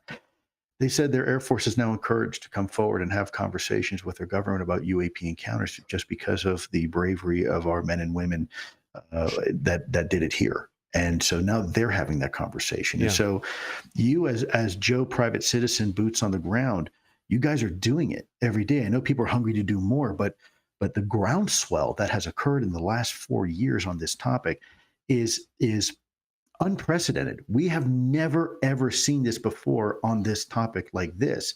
Everybody's engaged. And you know what, even the naysayers and the haters on social media, they play a role too. Yeah. They really do, because you don't ever want an echo chamber. You want contrarians, you want opposing views and alternative, analysis. Sharpens the sword. Yeah, and so I think that's right. It sharpens a sword. I think that's a good thing, and the more people that get involved in this conversation, whether they agree with me or not, is a good thing. It's a win-win situation. Yeah, it might piss me off because they're accusing me and attacking my credibility, but in the big picture, for the cause, it's wonderful, and we need them all part of the conversation. And who knows? Sometimes you get lucky. Sometimes somebody who was a hater winds up becoming one of your greatest allies, because you've had a chance to actually talk to them in person. They realize, oh shit, Lou really is just this regular guy. He's not doesn't have an agenda, just the truth. And that, I think those opportunities are a little more rare than I like, but they do happen. Yeah. I got one question that actually is a pretty good one. It came across from one of our people in the chat. Usually I wasn't going to bring any of these super chats up. It's actually a really good one. What do you think about mathematical fractal patterns in biology and nature?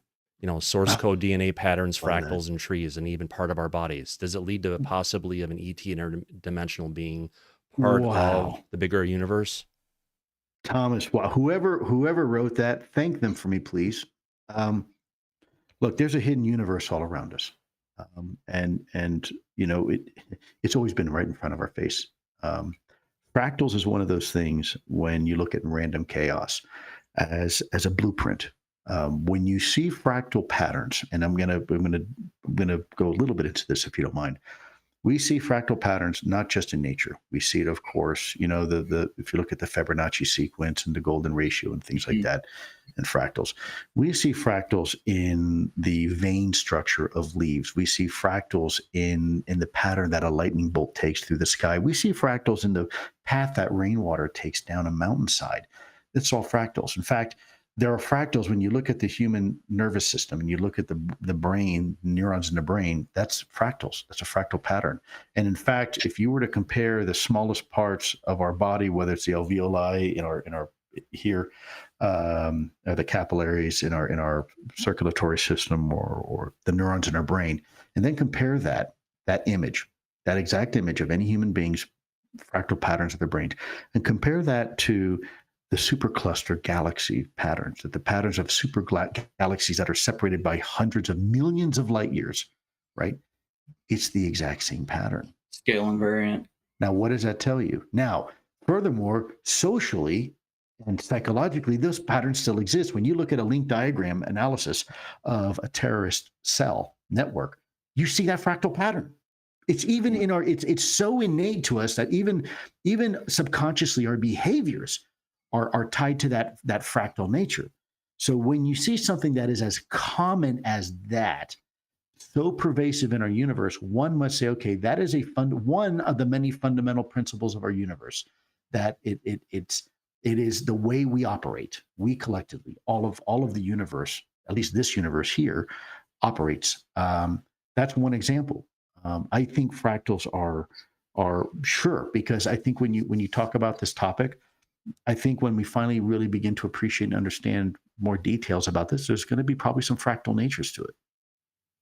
It seems like the quantum consciousness is quantum entangled in a parallel with the quantum physical universe. That they may not be separate from each other. That they may be tied, linked together. There is no difference. Yeah, I think they actually are. We just don't know exactly what those ties and links are. Yeah. But I think there's enough anecdotal evidence to suggest, sure, there is absolutely a relationship. A lot of scientists now are speculating that the human consciousness is a quantum process. Oh yeah, I can tell you from personal experience, it's almost like when you do some different types of deep meditation and you can make a connection to this non-human intelligence. It's almost like a string connection, almost like imagine one of those old, if you want to call it telephones, where you'd actually have to do it like 2 tin cans that can kind of connect stuff, and you could actually hit the vibrations and feel it coming across.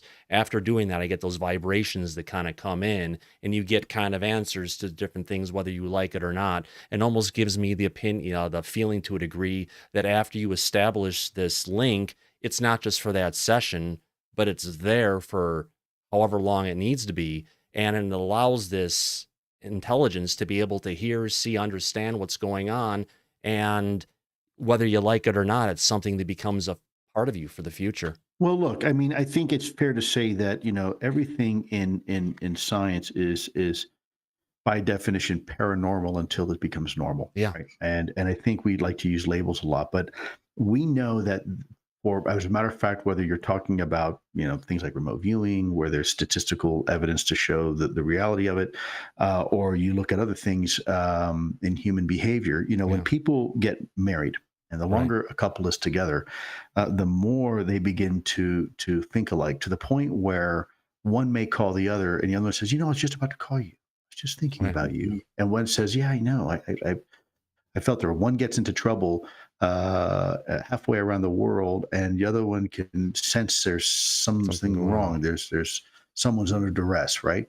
I think it's very clear that there are things beyond our 5 fundamental senses of sight and hearing and tasting and touching and smelling that define the human being. We're not just an amalgamation of 5 senses and a ball of flesh. There's something more to the human experience of what we are. And I think we'd be remiss if we don't recognize that. It seems like a lot of that is tied in almost inherent to the process of investigating the UAP and the effects it has on people, both physiological, psychological, and emotional. It's all intertwined, so they can't separate that aspect of it from the rest of it. And it's being like the experiences that are complaining that they feel disenfranchised. They're on the back end of this train, and you can't unhitch it. When you bring in the physicality of it with the nuts and bolts, that's hitched to the back of it. You can't separate the two. It's going to come along, but you got to take people in progressions of what they can understand. Exactly. In bite-sized increments. Right. And it has to be done in a methodical, purposeful way. Otherwise, we're just going to be back to where we were, which is nowhere. So you can be an experiencer all you want, but guess what? No one's going to give a shit because we're not having a conversation. So I think you're right. I think, a case in point for the, how shall I say, the scales in which human beings live is not just this body. And I don't want to get too esoteric, but the reality is that there are universal truths and then there are personal truths. Universal truth is gravity. We all feel it, right? A personal truth may be religion, maybe Catholicism, Islam, Judaism, Hinduism, right? Buddhism. It's just as true as a universal truth, but not everybody universally recognizes it. But to some degree, it's a little bit like the notion of love. Look, I've got 2 kids and a wife, and there's nothing on the planet I won't do for them. I will literally die for them, no problem, and it'll be reflexive, instinctual. Yes. But love is one of the things you can't weigh. You can't see it, you can't feel it, you can't touch it or taste it, and yet it motivates us as a species. Potentially one of the most fundamentally motivating forces, influences in a human being's life is love, and yet we all agree it's real, but it's really hard for for 2 people to agree on its definition. But yet we all agree it exists. Reality. Yeah. The perception that people have individually, that does manifest their reality. I mean, to a degree. Yeah. It absolutely does, Rob. Any thoughts on, getting back to more global things? We've talked about, the concern about Russia or China potentially getting their hands on different technologies. And China just yesterday went and launched up a hypersonic missile that circled our globe that's capable of carrying a nuclear weapon, which basically takes any of our protections and throws it out the window. We've got the concern for them. But they haven't even gone and put out any kind of announcement of talking about, UAP or their investigation into it. Any thoughts on that? Well, they have. They're very clever. They put someone in the middle. Something called the 5 Continents Initiative is an example of where you have this body that wants to create an investigatory body at the United Nations. And it looks like China has a significant part of that. China has already announced a couple months ago, actually, it was in the media, that they're applying artificial intelligence to the UAP problem. And then you have, interestingly enough, as censored as that society may be sometimes, the number 1 book that has been selling in China for a very long time is The 3-Body Problem. And that is an interesting book if you know what that book is about. The fact that China is not only allowing it but endorses it. Why is that? If you're talking about a potential contact with an alien species at some point in the future, yes, it's a science fiction book, but it's interesting to me that of all the books, that tends to be number 1 in China, and by the way, is promoted quite heavily. What's the gist of it?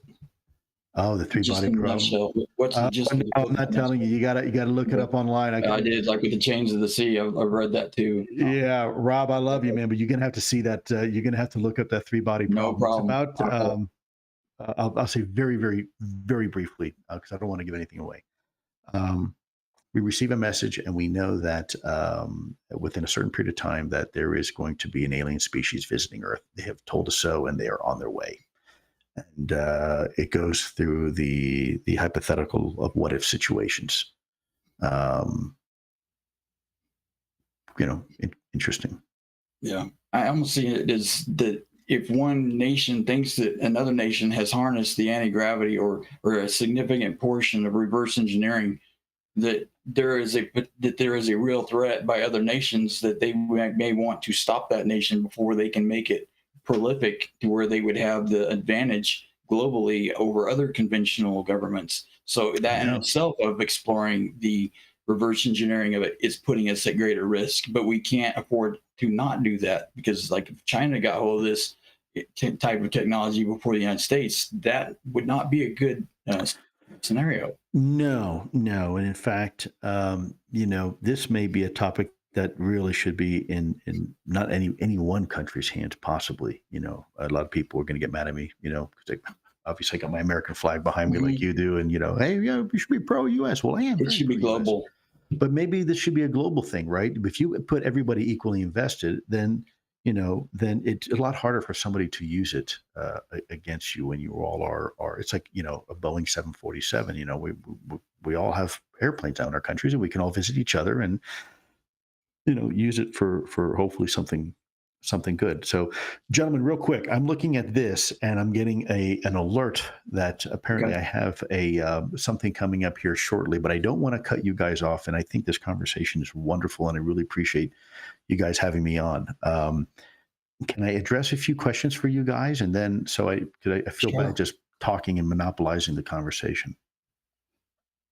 I've just got one more. I got 5 minutes. Okay, 5-minute warning. Excellent.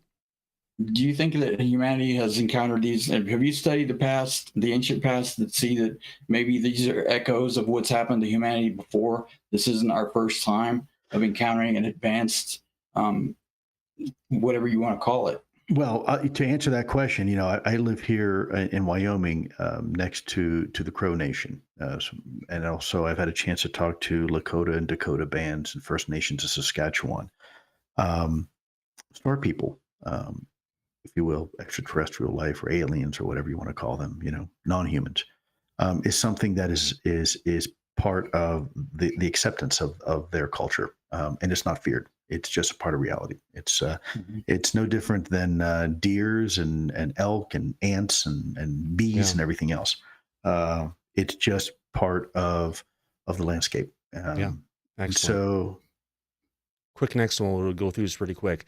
Harry Reid's talked about the 22 million that was gotten and used to fund BAAS, Bigelow Aerospace, or the stuff that was going on. I'm not sure if it sounds like it was OSAP. Was that in that for your organization, or is that going towards what Jim had going? So let me explain the difference. I think there's a big confusion here between OSAP and ATIP. Think of OSAP as Ford Motor Company. Okay. Think of ATIP as the Ford Mustang. The Ford Mustang is built in the Ford plant where they have a whole bunch of different models. Well, what happens when Ford Mustang is super successful, but for whatever reason, the Ford plant shuts down? Well, the Ford Mustang continues to be built and it continues to move forward. So that's in essence, my job was to run ATIP. Did we have funding? Yes. I'm not going to expound more than that. Jim's a good guy. Jim did a great job with what he did at OSAP. But, he was not involved to the degree, we were in ATIP. It sounded like you were more focused on the military aspect of it, the national security aspect of it. It was military, only military. Military sources and methods, military platforms, collection capabilities, witnesses, only military. We did not deal with the civilians. Yeah, thanks to Jeremy McGowan for that question. Next one, Patrick Fogarty says, what are your thoughts on, did you hear about the UAP report leak that came out from Dolan again today that he had? Any thoughts on that? I'm sorry. So no, I'm not familiar. Please enlighten me if you don't mind. Okay. Richard Dolan dropped another supposedly leak on a declassified stuff or the classified information coming out from the classified UAP report that was, I guess, hit today on his channel. I guess I should stop working so much and start reading more media. I don't have time. No, I wasn't aware of that. But I guess I have some homework to do. All right. Let's see. Now, if you look at the movements of an insect, one would say it's showing no propulsion or exhaust. What if these UAP are not mechanical crafts but living things? Has that ever been considered? Biological. I know somebody who believes that they may be biological, but that was never in the government. No, these seem to be technical vehicles with technical signatures. At least that's what our observation is. Granted, you just said you don't watch TV a lot and everything. Have you seen the new American Horror Story series where they're delving back into some of the old days of ufology with Nixon and Eisenhower? I haven't. Isn't that terrible? For being a guy that was on TV, I'm awful. I'm not a TV guy. I'm not a social guy. I don't. Most of my time is spent either working. Or trying to figure out ways to continue to push this topic forward, and then if not that, it's usually spending with my family. I'm not much of a TV guy. If I watch TV, there's a really good, not a plug, but if you ever want to watch a really neat series on Netflix, there's a show on castles, English castles, and this guy kind of goes through this whole history of, he picks like 6 per season, and it's just fascinating. So that's kind of me. I'm kind of a nerd that way. That's how I spend my free time. Either that or turning wrenches in the garage and building I got a bunch of old war Jeeps, World War II and Korean War Jeeps and military stuff in there. So another quick one here, turning back the clocks of time. What are your thoughts on the documents written by Dr. Eric Davis, referencing Vice Admiral Thomas Wilson and the reverse engineering of UFOs? I will not. I can't comment on that, unfortunately. Well, that's a good answer. Okay. Regarding Roswell, do you feel the government attempted to reverse engineer the memory metals, or we have any of those kind of things in our hands? Because I know Anthony Bragalia had gone and did a FOIA request, and he got all this information that came across to him. And when he called back, he got, instead of the person who gave him the material, he got Susan Goff, who was denying everything. I got to be really careful what I talk about regarding potential materials.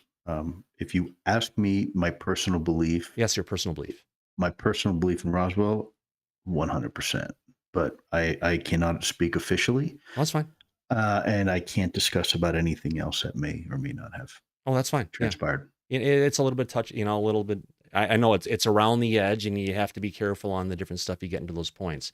I think we're getting close to that edge of 5 minutes. Yeah, I got 30 seconds, but go ahead. Yeah, but anyway, I want to thank you for coming out here today, Lou. It's been an absolute unbelievable opportunity. Hopefully we can bring you back again when your schedule is, well, you're always going to be on a tough schedule. What the heck am I talking about? Well, Thomas and Rob, it's been my true honor and privilege. Thank you so much. And I also want to thank the gentleman who's not getting any credit. I don't think the audience gets to see him, but I guess he's one of your engineers there. Back in the back. The man in the back, who's actually making all this possible for everybody to be part of. So a big thank you as well to you, sir. Thank you for being there. Now, if you can make me look a little bit more like either Brad Pitt or Johnny Depp, I'll be forever. We have filters for that, but they're just not set up right now. Do that. So, but anyways, gentlemen, thank you so much.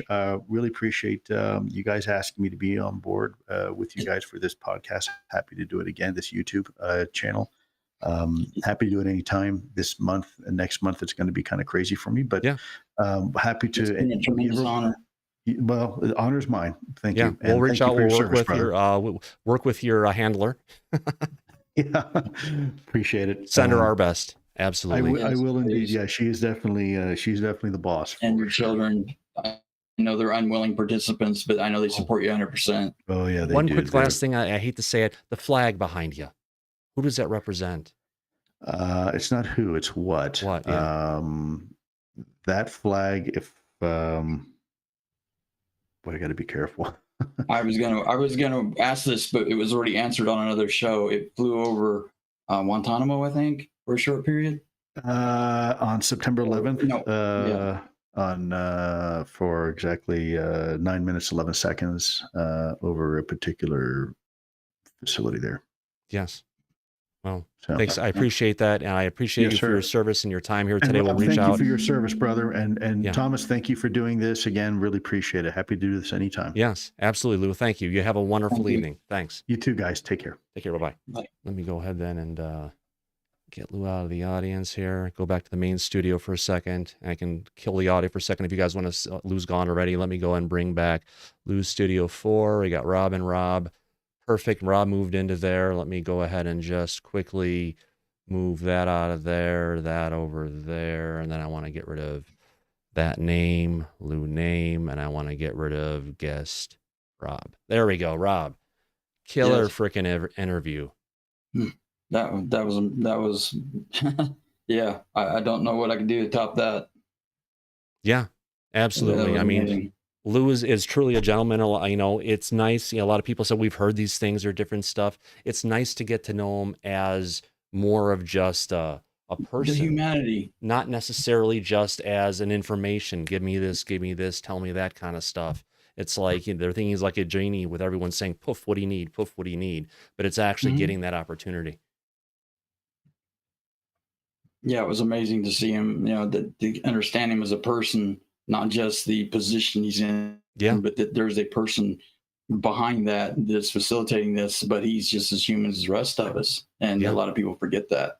Yeah. So that's why I wanted to bring him on and talk to him about that. Because every article I read, only one touched on that he had a wife, and only one article spoke that he had children. The rest of them, nothing, crickets. Nothing. I know he liked to keep his family private, but it's like, there was a cognitive dissonance to where people didn't even want to ask, they didn't care. Yeah. But that it takes a family to support somebody to do what he's doing. And I know they're, children reading social media when their parents are being criticized, it hurts those children. And I wanted people to be aware of that their words have consequences. Yeah, it does. Just like when we talked about bullying. Talking about words having consequences for a second. We didn't talk about anything negative, anything nasty to a degree. But YouTube actually went and limited monetization on this live stream. Every single one I kick out, I have no idea what's going on. If it's just the whole ufology subject to a degree, or maybe it's they think I'm scary or something. But we try to get it there. But it just shows you that even this topic, this media, they've started to, if you want to call it, censor in the government are still pervasive in everything to try and quell this. There is, like we talked about before, there are entities trying to put it back in the bottle, and they are pervasive all throughout social media, mainstream media, YouTube, everywhere, that they are trying to weave this. Like when we went, we had our comms knocked off the other night on air.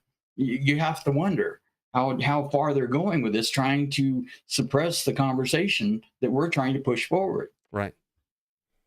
And it's just a matter of getting it there. It's great. The conversation with Lue and everything was priceless. It's something we waited for a while for. It sounds like he's got time coming in the upcoming month. After that, he's going to be busy as heck. So it's just going to be up to us to try and find a time and bring it together where we can get Lue back here again. Just get him an open invitation, just whenever. Yeah. Absolutely. I think we're up to 340 people came to this broadcast. It's already had over 670 views. It's something that's going to be around on our channel for a while, and hopefully it's something that will bring in, more people interested in the kind of dialogue that we have here, because honestly, we're honest, we're open, we're human, we make mistakes, and if we do, we own them, but we try to look at different aspects of the phenomena and bring the information forward. And we're not just, we're not your average UAP interview show where you just bring on one guest after the other and it's just a panel of people going and bringing it up. We bring in-depth conversation and concepts. We bring a lot of people in for the chat, and I apologize I didn't bring a lot of people up into the chat and everything because I was focusing on this interview and different things that Lue has been having to say. Now, one thing we did get to ask was, you said you're a government contractor. That's all you're prepared to say. He works for a company that's in the area of what he used to do, which would be Defense Department of Defense, Pentagon. So that probably puts him into some kind of military, potentially contractor who's going and developing, I hate to say it, weapons systems or technologies for the government.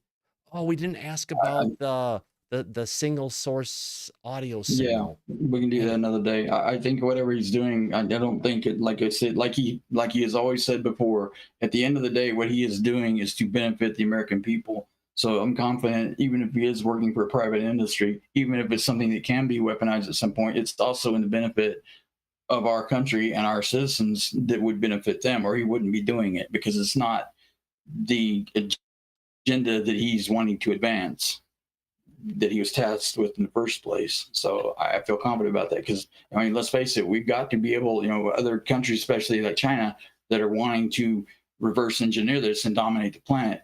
We've got to be able to push back on that, and the only way we do that is by innovating these technologies. It's an unfortunate consequence of the landscape that we live in. Yeah, absolutely. Now, Mr. Yan's saying, yes, Rob arranged this. Massive kudos to him. But now he knows who I am potentially, so I can help with the scheduling in the future. Make it a little bit easier. Oh, yeah. It wouldn't have happened without Rob, and I've said that many times along. Again, thank you very much, Rob, for being able to make this happen and everything. No, it took you too, and I'm tremendously in your debt for making this happen. Oh yeah, absolutely. It's great. We could, we spent yesterday getting you all set up and getting this whole new studio set up so we could actually have this and have a, it's a, if you want to call it a little more advanced studio than you usually get from anyone else who's using StreamYard or Melon or any of the services. It's there's a lot of tech involved that you've had to improvise, and I had to get something that's sustainable for me that I could do that didn't put me in such abject pain that I'm crying for days afterwards for having to sit up. This is something more sustainable for me. Yeah. And don't worry, Mr. Ian, my head is going to fit through any door. I try to be a very humble person.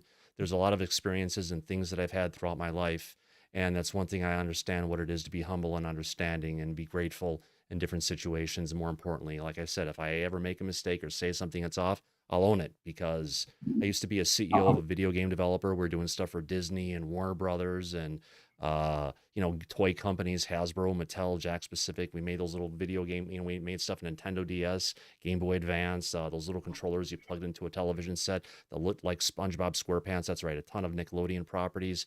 And if anyone made a mistake or anything went on any of the projects that we were working on, it was my responsibility, and I took it, and I owned everything that we did, even though a lot of the stuff wasn't potentially any of the stuff that I was doing. And we made everybody happy, so I was able to own the good stuff and the bad. But that's what's part of it is, you say things, and if you say things that are nasty, you got to have a thick skin. Don't have a thick I engineered buildings for years, and they had to be structurally sufficient, because if they don't, buildings fall down, and that's on me. So. Yeah, I understand the repercussions of needing to be responsible for your actions and your environment that you're tasked to perform in. Yeah, I was deeply humbled that he, gave us the time to. Yeah, with people he had no idea who we were, to come in and have a conversation with us. Yeah, I'm just in awe of it. Absolutely. And if you don't mind, Rob, I'm going to go ahead and do a new segment here. Yeah, I need to take a break. I've got this under control. We're gonna jump over to the news studio really quick and just cover some cool headlines, give some people an opportunity about some of the cool other stuff we're doing. So thanks a lot for coming out, Rob. I appreciate you being here. Thank you. Take care. Tremendously appreciate you both. Thank you, Ak. Yep. Thank you. All right, let's turn off the Disclosure Tonight logo. We need a logo for that, but where is the? Oh, it's in here somewhere. Let's get late night update. Well, that's the wrong late night update. No, that's the wrong one. Where did it go? Let's, anyway, let's jump into this, shall we? Let's get up the board here and then get everything going here. Give me 1 second. We've got it happening. All right. File, new movie recording. Welcome to the news, everybody. We've got this kicking off. We're going to be starting up right here, and if it would show up, that would be wonderful, but apparently it's not. Did I turn off earlier? Yes, I did, and that is right here as well. It's the wrong size. It's usually I get all this scheduled today, but Lou kind of popped up at the very last minute. Let me get this in here for everybody. Move myself across. And I promise we'll have it here in a second. Usually I would like to have this a little bit more clean, so we're just coming in here and being able to do it. Yeah, that's what I get for having this technical stuff. All right, welcome to the news, everybody. I'm Thomas Fessler, your host. Let's get into some headlines. Well, Elon Musk is now worth more than Warren Buffett and Bill Gates combined. Hopefully his head won't get that big to that degree. He seems like a guy who's really smart and anything, but who realized he had that much money coming into, especially when for every Porsche, for every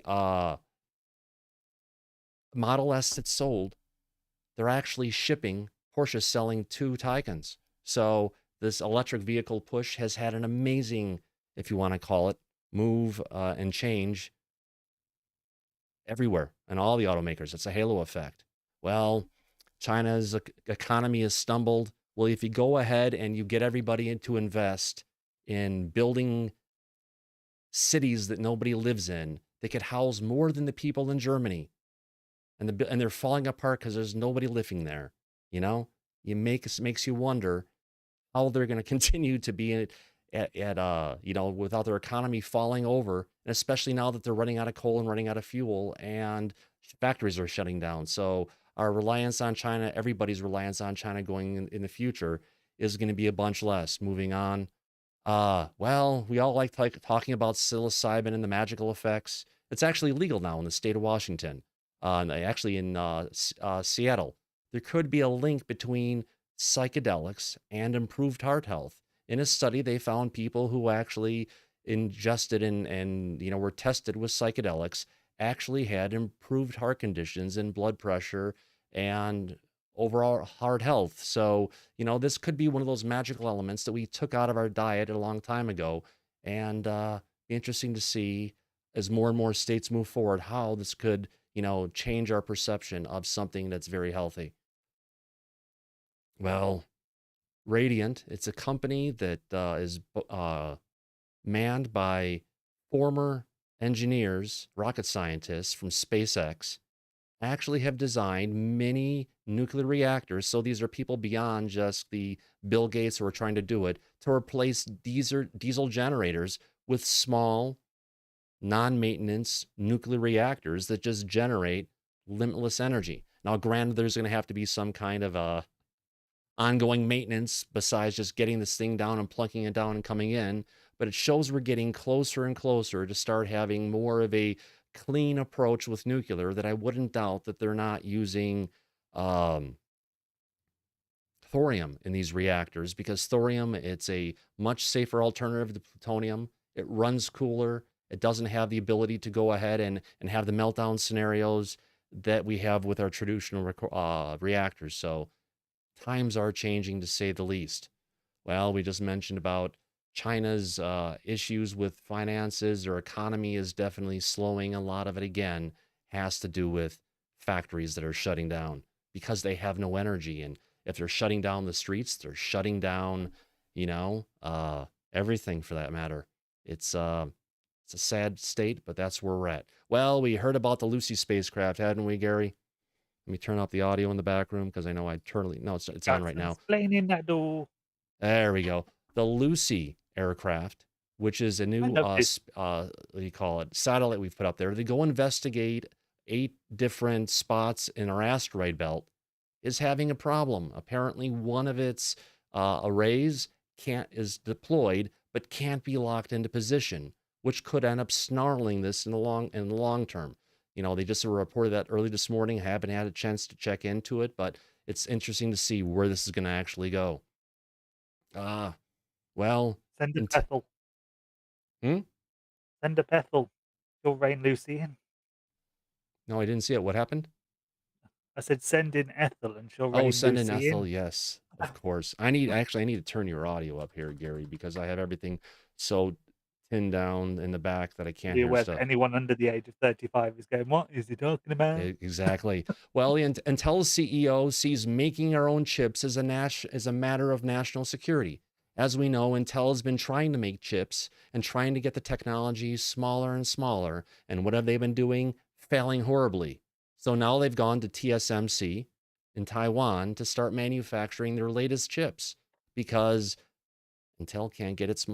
This is where size matters in the opposite direction. They don't want high nanometers for the resolution of the chip. They want small ones, and the only ones in the world that seems to can get them that small is TSMC. So Intel, good luck. You've been, you haven't been the CEO that long, but we've been counting on you to get there, but your teams have been failing for years. So invest your money. Don't turn to the federal government saying we need more money to figure it out. You've been failing because of poor leadership and also letting your top engineers leave the company because they weren't too friendly to him. Sound familiar? Jeff Bezos. Wow. Girl. Yes, U.S. urges UK to rebuild relations with Paris after the submarine contract. Well, yes, we know there's a problem going between the UK and Paris due to the submarines. But hell, even the United States has an issue going on with France right now because they're buying our submarines because we gave them such a good deal. They got rid of the diesel subs that they were going to be having and dumped that for American-made nuclear subs. Well, they've got issues going in the waters between France and the United Kingdom with fisheries right now. Don't they also have that, Gary? You caught me off guard there. I'm just going to say yes. Yes, above the channel. Above the channel. Yes, they're it's UK fisheries. France wants access to the fish, and UK is putting their foot down. Good for them. They deserve it. It's their water. We're very stubborn, you see. Yeah, we covered this a couple times before, but it's still there now. There is a giant magnetic tunnel that actually surrounds the Earth and our solar system that's protecting us. It's more than just what we've imagined. And it's actually connecting us with stars nearby within the Milky Way galaxy. So they're continuing to learn about these new structures in our universe that have been around us for years, but we've never if you want to call it star realizing until recently. They keep on looking for dark matter and they keep on not finding it. And they say, well, according to our formulas, there should be stuff there, but it must be dark. We can't see it. Well, they've been searching for dark matter for 10, 15 plus years and they haven't found anything yet. They spent billions of dollars. I don't think they're going to find anything. Sounds like they take that money and put it to better use. Well, the new president of Japan is calling for the complete decommissioning of the Fukushima nuclear plant. While why hasn't that been fully shut down yet? It already had a major accident. Don't you think they should try and decommission it versus keeping the dang thing going? You would think so. It's like Fast and Genius. Furious movies. No matter how ridiculous they get, they still keep making them. Why? Yeah. Absolutely. Let's move on. Well, we heard about it yesterday. We talked about it with Lue today. China says its new hypersonic missile is a blow to U.S. strategic superiority. Yes, absolutely. They put out a hypersonic missile capable of carrying a nuclear payload, and it flew around the world without telling anybody first. That's what they call things secret. The United States does it all the time. But in this particular instance, they let the cat out of the bag and said, aha, this is what it did. Eat that, Americans. Well, we'll have to see what we have. How was it ever picked up while it was going around? Didn't anybody look at it and go, that's unusual? Well, yeah, probably. But at the speeds the hypersonic missiles run at, there's nothing much they can do except watch it happen. But it just shows they've advanced their missile program a bit more than we've thought they have. On our next story, trooper in Washington State, where I'm from, tells the governor, Inslee, who we all love, don't we, in Washington, to kiss my ass. And a final sign-off before the new mandate. So, yeah, it's the great resignation is going on in our state, and this is with our state troopers. Lawless city. Well, yes, Portland has issues. We've seen what's been going on in Portland. Antifa has been ruling the city, and the police stand by and do nothing. And they haven't done it again. It's been quiet for a while. They said it was going to stop if Trump was elected out of office. Oh, no, it didn't, because when they said, no, we just don't want Trump out of office. We want everybody out of the office. So interesting to see where that went, isn't it? The Canary Islands is continuing to float. It's continuing to make things happen. Interesting to see where we're currently at this point, especially because my CPU strength is running at 30% right now, but the frame rate's suffering. What the hell am I doing here? Could be worse. Could be this high-res background. Either way, we'll figure it out later. Showed my frames per second is actually dropping. Let me go ahead and fix this. It's got to be YouTube. Settings. Let me get this down here to take output to 9,000 kilobytes per second.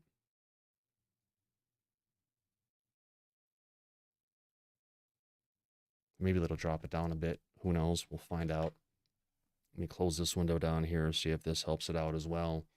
Shut a couple things down. Oh, look at that. My frame rate dropped. Now it's back a little bit better. There we go. All right. Well, we've heard of leprosy before. It's usually affected humans. I hate to say with those pictures, it's actually affecting wild chimpanzees for the first time. Hopefully the scientists will get in there and isolate those poor guys to keep it from spreading too far. We got that one there. Well, I've been talking about this for a bit and everyone says I'm crazy, but I'm starting to see it in the news now. Urgent action needed as a massive Bitcoin and crypto price collapse warning is issued over a systemic risk. So if you have, Bitcoin and you're still investing in it, maybe it's time to take a break, take your gains that you have, put them to the side, because If the bottom falls out, so will the bottom fall out and all the money that you thought you had, but you didn't. Well, scientists or astronomers have actually found a massive planet that it's managed to outlive its star. You know, there's some time that they say that, you know, the suns are going to get large. They're going to become a red giant. And after at that point, they're going to become a white dwarf. But we actually observed one with our observatories that's actually seeing a massive planet that's still surviving and orbiting a white dwarf at this point. Interesting to say the least. Well, we all thought inkjet printers were a scam.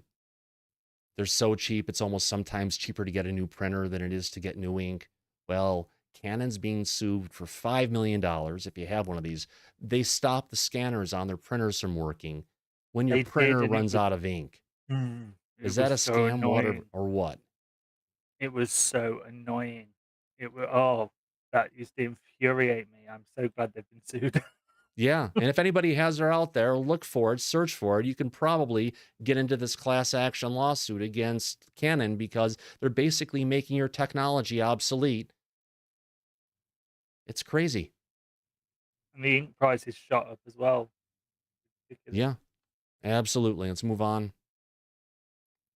Here we go. Shipping container company is being investigated in Huntington Beach oil spill. So they've tracked down the people who have actually gone and caused the massive, if you want to call it, leak of oil in Huntington Beach. Granted, the leak wasn't as bad, but at least they found the people who did the wrong thing, and they got a price to pay.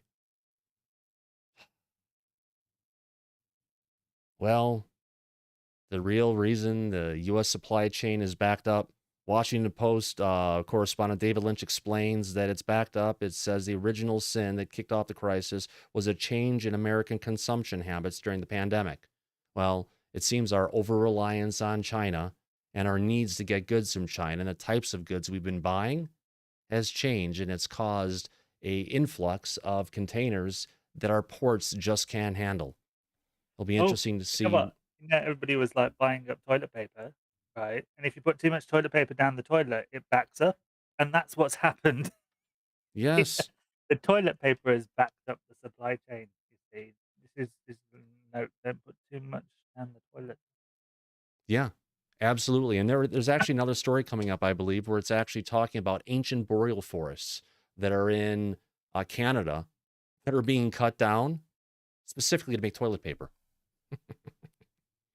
So, yeah, they've gotten rid of all the old growth forests in the United States, and now we've gone to the old boreal forests, which are the ones in, you know, basically frozen most of the time up in the northern parts of Canada to make toilet paper. Who knows where this is going to go next? Let's see what we've got here. Move on. Well, if you have an air fryer, apparently, if you haven't tried air fryer eggs, you're seriously missing out. I don't have an air fryer. Do you, Gary?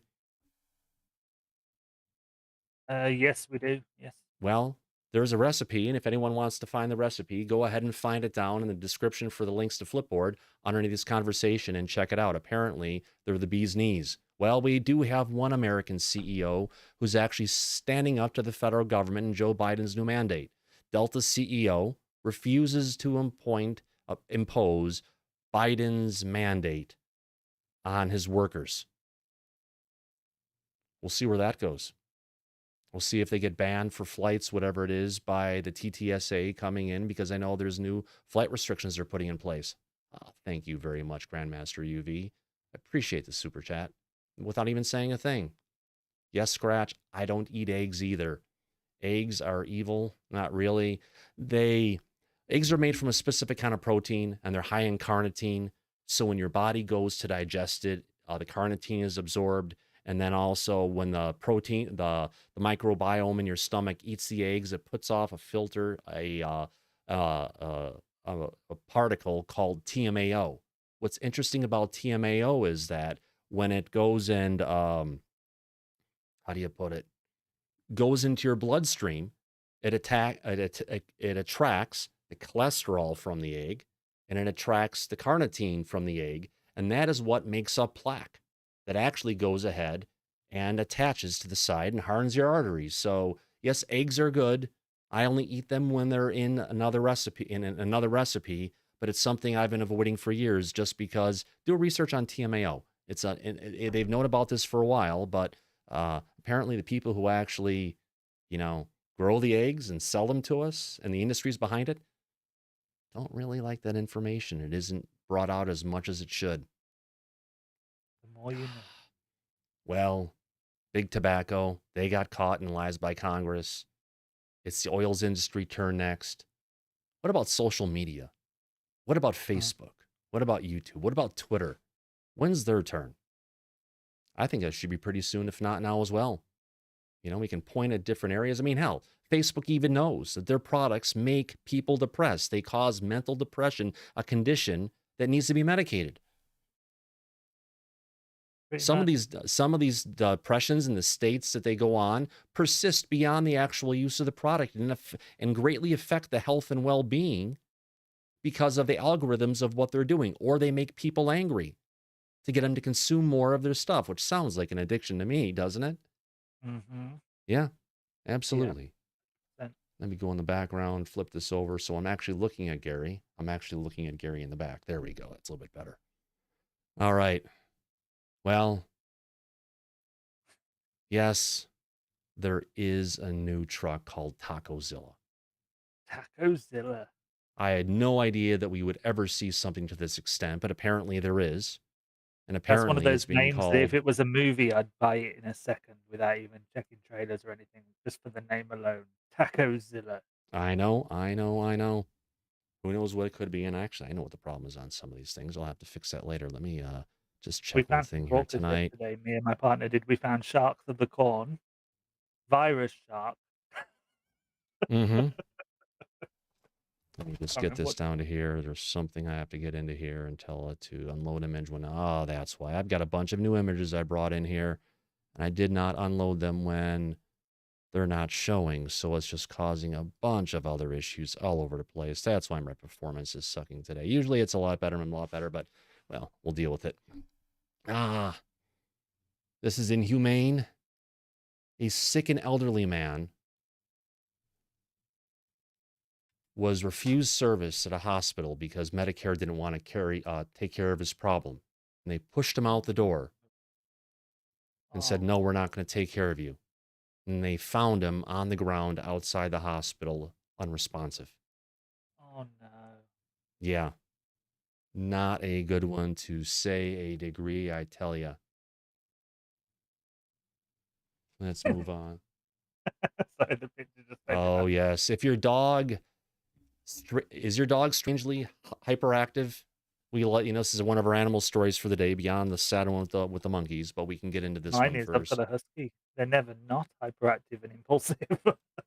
Yes, our findings can help to better identify and understand and treat canine hyperactivity, impulsivity, and inattention. Moreover, they indicate similarity with human ADHD, consolidating the roles of dogs in ADHD-related research. Oh man, that means we're going to have to give a dog's Adderall as well? Professor Lowe's research collected data on more than 11,000 dogs by conducting an extensive behavioral study. And yes, it seems like they have ADHD behavioral traits. Well, they can get depression, can't they? So Yeah. it makes sense. Yeah. As social animals, dogs can get frustrated and stressed when they're alone, which can be released as hyperactivity, impulsivity, and inattention.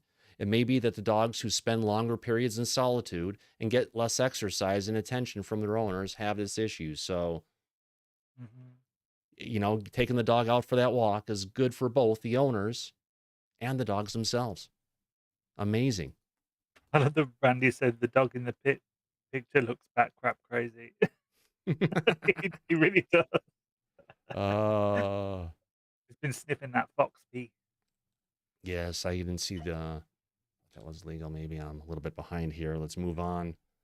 Well, we brought up that ship, the container ship. Well, it's a 1,200 foot long ship that actually carried it in. Well, at least there's evidence. Well, there was a dolphin There's a dolphin who actually stayed in an Irish town and made it famous. Year after year, he hung around, but after 10 years he's gone as Dingle bids farewell to fungi. Oh. Yeah, they don't think he passed away. They're a bit worried about him because he's been around for 10 years straight.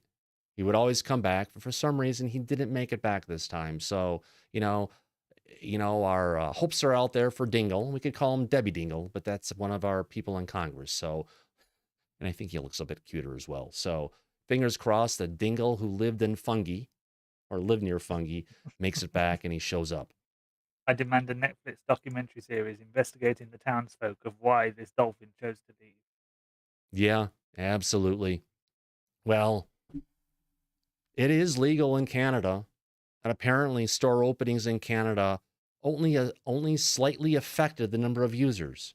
Everyone was afraid that people were going to go out, and when they legalize this in Canada, it's on 3 years now it's been legal, that everyone was going to turn into a pothead up in Canada. Well, apparently those who don't like it don't. Those who do like it do, and there hasn't been a great uptake of people who started taking place in this legal recreation. I'm going to call it that because it's exactly what it is up in Canada. So if you're in Canada, well, smoke up, enjoy it.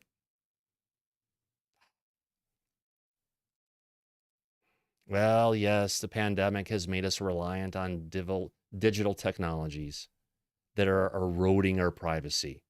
It's a sad state of affairs, but, Australia has some of the worst stuff. They have this app that you have to do that monitors where you're at all the time, and you have to check in and everything. We've got Facebook eroding our privacy, Twitter eroding our We have privacy. the Heck, we I'm have even an app scared as about even well. putting the story up here. Yeah, we have an app as well, but it's you choose to do it. You're not forced to do it. Yeah. United States has them as well through Apple and Android, but it's we'll see where it all goes. Oh, here we go. Hooters. We all know about Hooters, right? Well, Hooters walks back a racy uniform policy after viral employees, went on TikTok. And as you can kind of see in the photos, it almost looks like they're just wearing underwear. And that's what they were saying. It's like, but you got to remember, people don't go to Hooters for the cuisine. And maybe after the pandemic, they were trying to find a way to get more people to come back in. Yeah. Yeah. That reminds me, actually, owls. I saw a poll on Reddit earlier on asking if Lue Elizondo was an owl. What about an owl? If Lue was an owl. Lou's not an owl. Oh. But the vote came in as yes. Oh, well, we are talking about Reddit, right? And we know that owls are aliens. All right. So this has blown the whole thing wide open. Yes. Well, the word Hooters reminded me of owls. Sorry. There you go. Hooters. Their logo actually is an owl's eyes that are bugged out really large looking at the staff, Well, they keep on talking about it. More people are agreeing with it. Scientists think the next big solar storm could create an internet apocalypse. Yes, the sun was woken back up. It's giving us some great geomagnetic storms, and we're only starting the solar cycle. They've said this one's going to be bigger than the last or one we've had in a very long period of time after thinking things were going to quiet down for a bit. Well, things usually do get loud before they get quiet. So be prepared that sometimes if we get hit by a strong geomagnetic storm, it could take out our satellites and take out a lot of the internet. And if it's really strong, it can take out a lot of our technology, everything. Set us back to, part of the planet to the Stone Ages. Let's just hope this time when it hits, it doesn't hit the U.S. and it hits other side of the planet, maybe. But then again, that would be a problem as well because, well, here we go. Well, 5 times as many police officers have died from the virus as from the gunfire since the start of the pandemic. Interesting to say the least. Yes, the United States has a problem with guns. And I thought this was initially about gunfire going up because the number of police officers who are getting killed is actually increasing greatly. Not as safe as it used to be here. There's something to say about, I'm not going to say it, but Maybe we don't need as many things and as big things as we have, or need to do more stuff about it like we haven't done in Chicago, the most unsafe city, or one of the most unsafe cities in the United States. Well, Argentina is actually moving force on the Franco era, people who were involved in the mass genocides and murder of people in Spain. Well, I did say the M word. That'll flag the censors. But they're bringing them out on charges. So it's about time we start taking this hidden part of European history and locking it up. Literally. China. Coming from the... Is this the mouth? Oh, I thought this was coming from the mouthpiece of the Communist Party. Actually, this is coming from The Guardian. In the United Kingdom. Chinese military condemns U.S. and Canada over warships in the Taiwan Strait. Well, these are international waters, aren't they, Gary? I think they are. And so they're condemning us for actually being a place that we can legally be. Does sound like the People's Liberation Army communists. I mean, you see how they treat their people and everything that goes on. Well, if they can take it, they will. But it seems like there's an international movement to keep Taiwan free, and it needs to stay that way. Well, Buttigieg, we all know him. Very artistic picture. He ran for Very president. noir. He was recently on maternity leave for him and his husband. They got a actually unexpected pair of twins. I wonder if it's the father or the mother, or the father or the father. We'll find out. Was it twins he like in warns American Manchin. Horror Story twins? What was that? Was it twins like in American Horror Story twins? No, not those. Buttigieg warns Manchin, who's a coal baron, of the resistance to Biden's climate plan. It will cost lives. It seems everything will cost lives, so we just gotta, keep with it. Oh, this one's sad. The Art Institute, Art Institute of Chicago, has been around. It's one of the oldest art institutes in the United States. Fired all of the old, elderly, mostly white, mostly well-off women who wear the Dawkins, as they call them. These are women who donated a lot of time to the Art Institute, didn't get, they volunteered all their time. It was a force of like 82 people who were active out of 100 were fired by the executive director, Veronica Stein.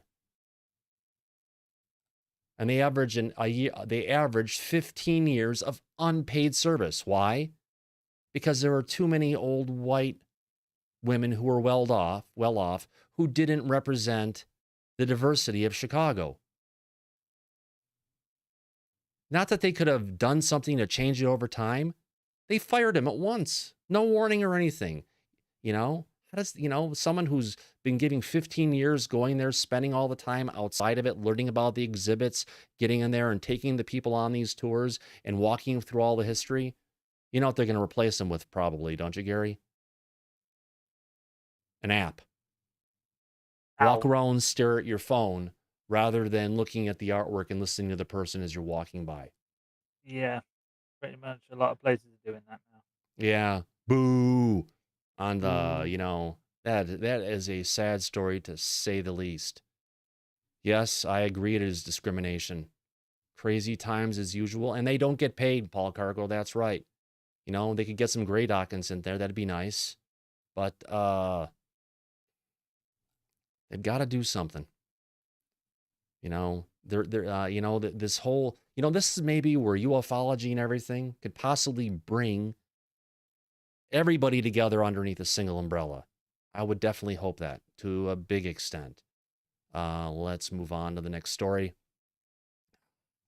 What do we have here? Well, the Bible Belt, which has been, the evangelicals that, helped get Trump into office the first time, is unbuckling. They're actually getting more righteous, if you want to call it, more less liberal, having more strict interpretations in certain areas, which is making it, they're not quite the unified force they used to be. Time will tell where this goes. Well, we've heard of the Delta variant, haven't we? Well, now there is a Delta Plus. It looks like a butterfly with a bow on. Yeah. And apparently these things are getting smart enough to where they're coming up with different antibodies in different ways that make our current ways to stop them ineffective. This is just pure science, and everybody should listen, and if they want to, get their jab and everything, not go saying anything negative about it. But it just shows this thing that was created at the Wuhan Institute of Virology. This thing is destroying it. It's destroyed our world for what we knew about it. You know, the song, it's the end of the world as we know it. That was the theme song for 2020, and it hasn't changed. And it's just going to keep on going and going. When do we skip to shiny happy people? Or do we have to do losing my religion first? Maybe. I would think so. We'll see. But As long as we avoid everybody hurts, we should be good. Yeah. Well, if you use Google on your phone to search, I've gone to DuckDuckGo, but if you still use Google, they've rolled out a continuous scrolling feature to mobile search for added convenience. That means you're going to see more ads for, instead of getting the sponsored results of the first 2 or 3, they're just going to be scattered everywhere. That means they'll probably give us more. Is it for added convenience or added monetization? Monetization. Yes. Always they want to make more money, don't they? Yeah. Well, if you're thinking about getting the new Alder Lake CPU from Intel and you play games, seems that their new DRM is going to make a lot of the old games no longer function on the newer CPUs because of the change in architecture.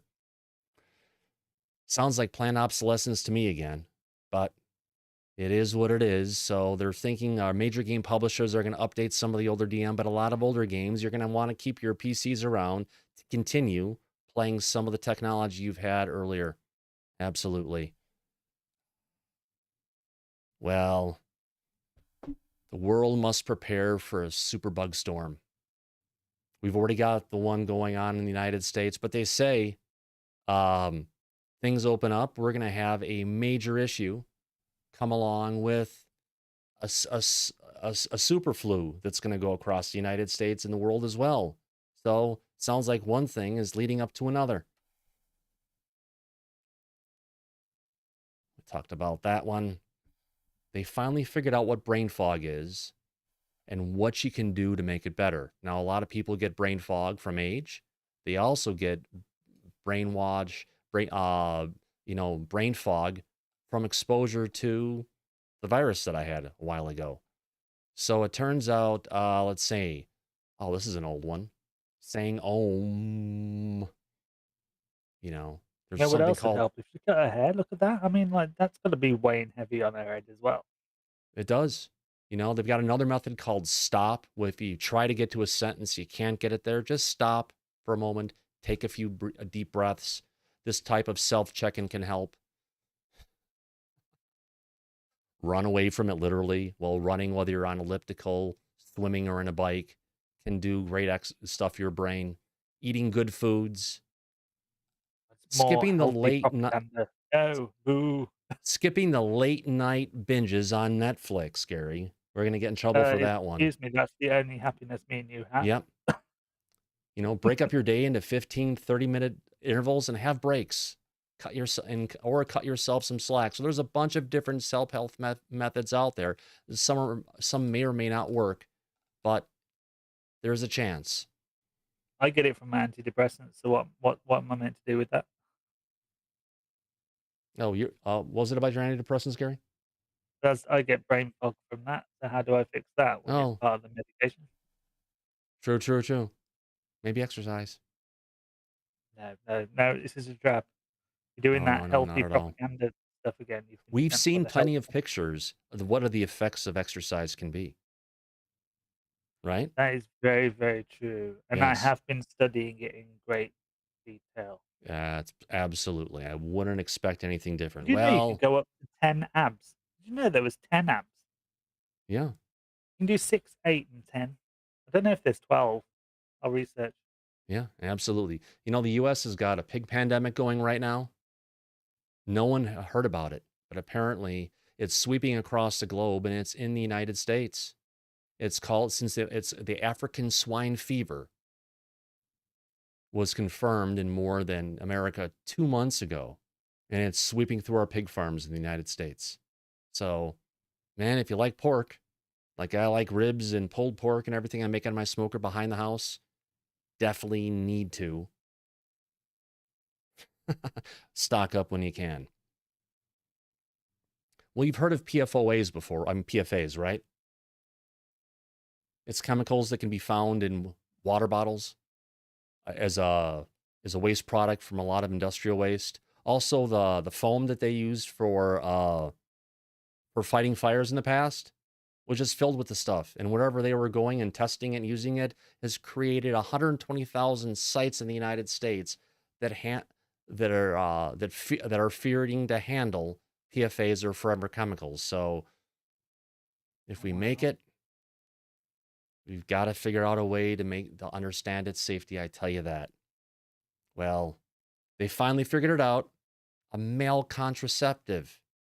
They've got this little ultrasonic kind of device that you dip your peanuts into the stuff and run it for a period of time. It actually can work from up to 2 months to 6 months at a time to basically disrupt the production of sperm. You know what else works as good contraception? Spending time with other people's children. It makes you never want one ever. No. Some people would say you'd want to have it to a degree. That's a fact. Well, we got that one. That's another one. Let's move on. Where are we at here? Merrick Garland, he's our new attorney general. But apparently he's in some hot water. One of his, is it son-in-laws, has been involved with the, what do you call it? Been involved with the National School Board Association and conducting surveys for them. And he's been an influence on his dad, apparently, or father-in-law, with regards to the, changing of getting the FBI involved and classifying parents who stand up for their rights at school boards as terrorists.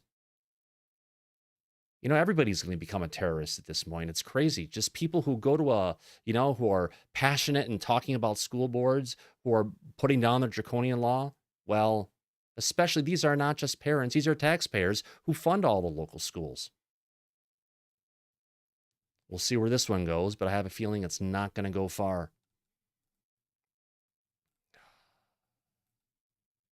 Where are we at here? Is there anything else? Well, let me get past this. I think I've got one more story we can get into really quick. Apparently, we can say goodbye to salad bars, sweaty gyms, and office popcorn. Thanks to changes what happened with the virus going around, all of these things are going away, which, that also comes under fire, Gary? Buffets. And everybody loves a good Chinese buffet. Even a pizza buffet. And I like good. eating my popcorn in a sweaty gym. Yeah, but luckily you work from home right now, so. I do. Yeah. And our last one, I kind of covered this one. Our last story of the day, I brought it up. Yeah, Canada's boreal forest is being turned into toilet paper. Did you know that Charmin toilet paper is still made from old growth trees? Mr. Whipple, shame on you. If anyone doesn't know Mr. Whipple, he's the old spokesperson in the commercials who was always telling the ladies, please don't squeeze the Charmin.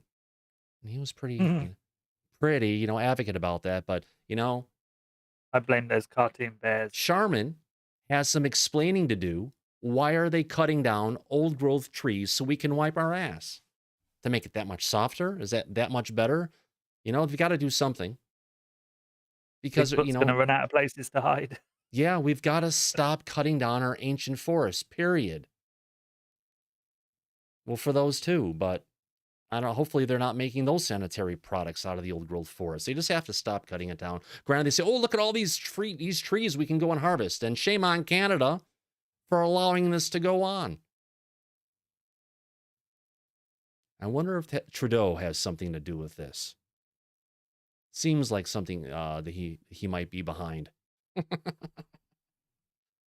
And on that note, I want to thank everybody for sticking around for the news. It's been one heck of a show today. Yeah, we've got, if I could find the dang logo.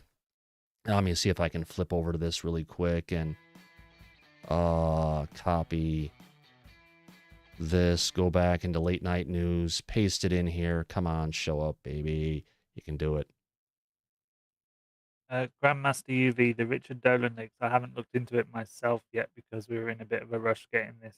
What did Grandmaster V say again, UV? About the Richard Dolan leaks. He wants to know what they are. Yeah, the Richard Dolan leak. Yeah, I guess we could cover that. In other news, before we cut this short, there was a new leak from Richard Dolan that was passed on here today. This is a late night update exclusive. Well, not really, because it was on Richard Dolan's earlier today, where Dolan actually went out and showed.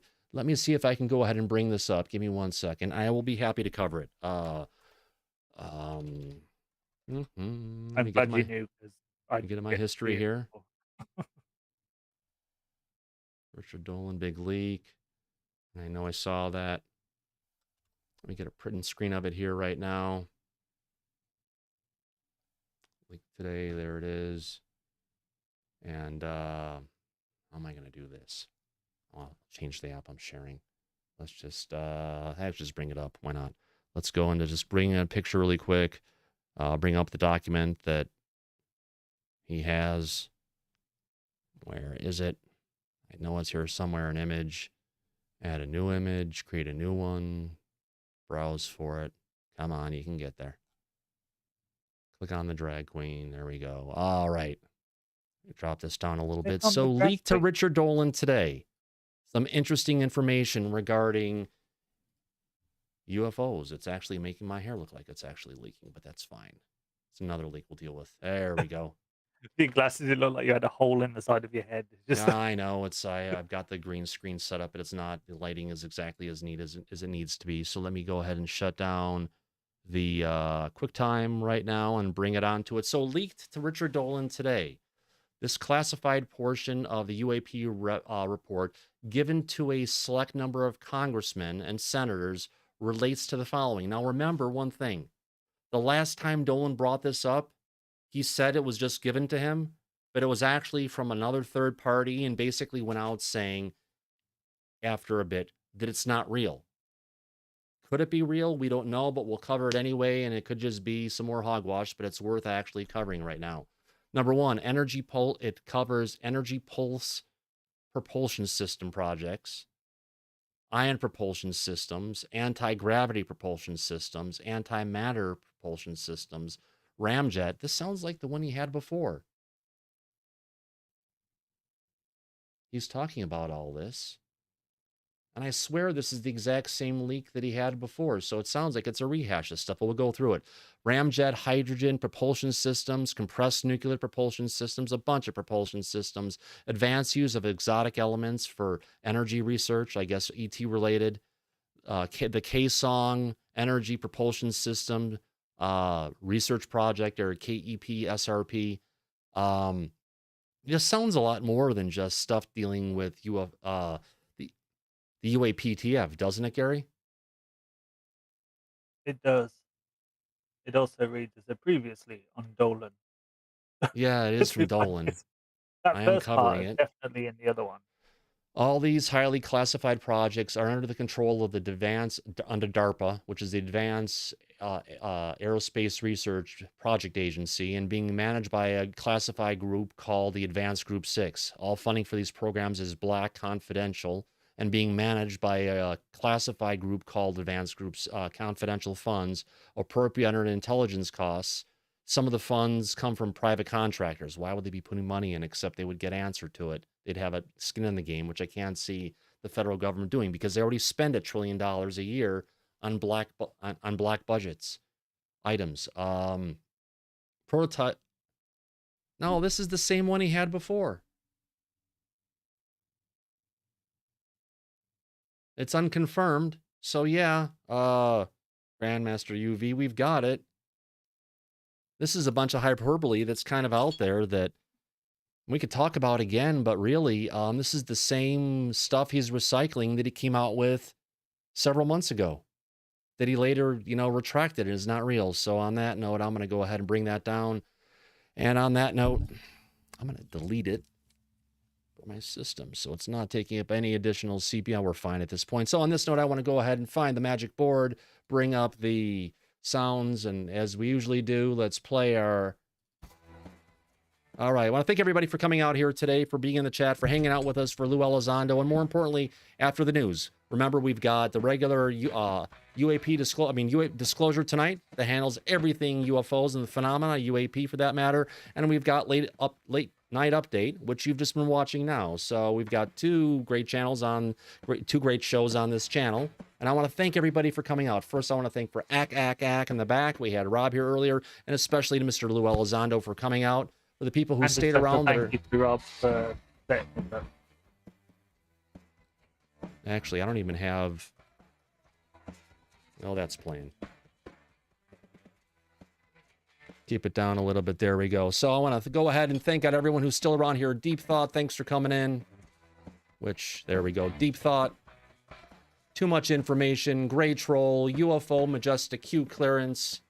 Tom King. Scratch. Appreciate seeing you around here again, buddy. Too Much Information. Tony D. Thanks for coming in. Pontificator. Justin 80 Maynard. Julie Welchel Farrell. I think I don't know if Linda was here today, but hi, Linda. Hi, Crazy Mama 4. Good seeing you around. If you're not here, I'm sure you'll catch it up later again. Den Bub, thanks for coming back, buddy. I'm glad you've been around. Elizabeth Walker Warren, thanks for coming out, Elizabeth. Brian Kelly. Had a bunch of new people sign up for today and everything. I just want Greg O'Brien was here. Mr. Eon, thanks for coming. Appreciate everybody. Arlene Atkinsell with your such a cute little son. I loved seeing that. It just puts a smile on my face, just like it has on itself to a degree. Earth versus Uranus was here. Not mine, but yours, Gary. Brian Kelly, I mentioned your name again. Paul Cargo. Area 503 wasn't exactly happening, happy with some of the things Lou was saying, but we're not here to freaking interrogate him. We're here to talk with him, which was a great conversation. And as you heard it, he'll be back here again soon. So thanks again, Data Derivations. You can't go, Thomas. What will we listen to while we work?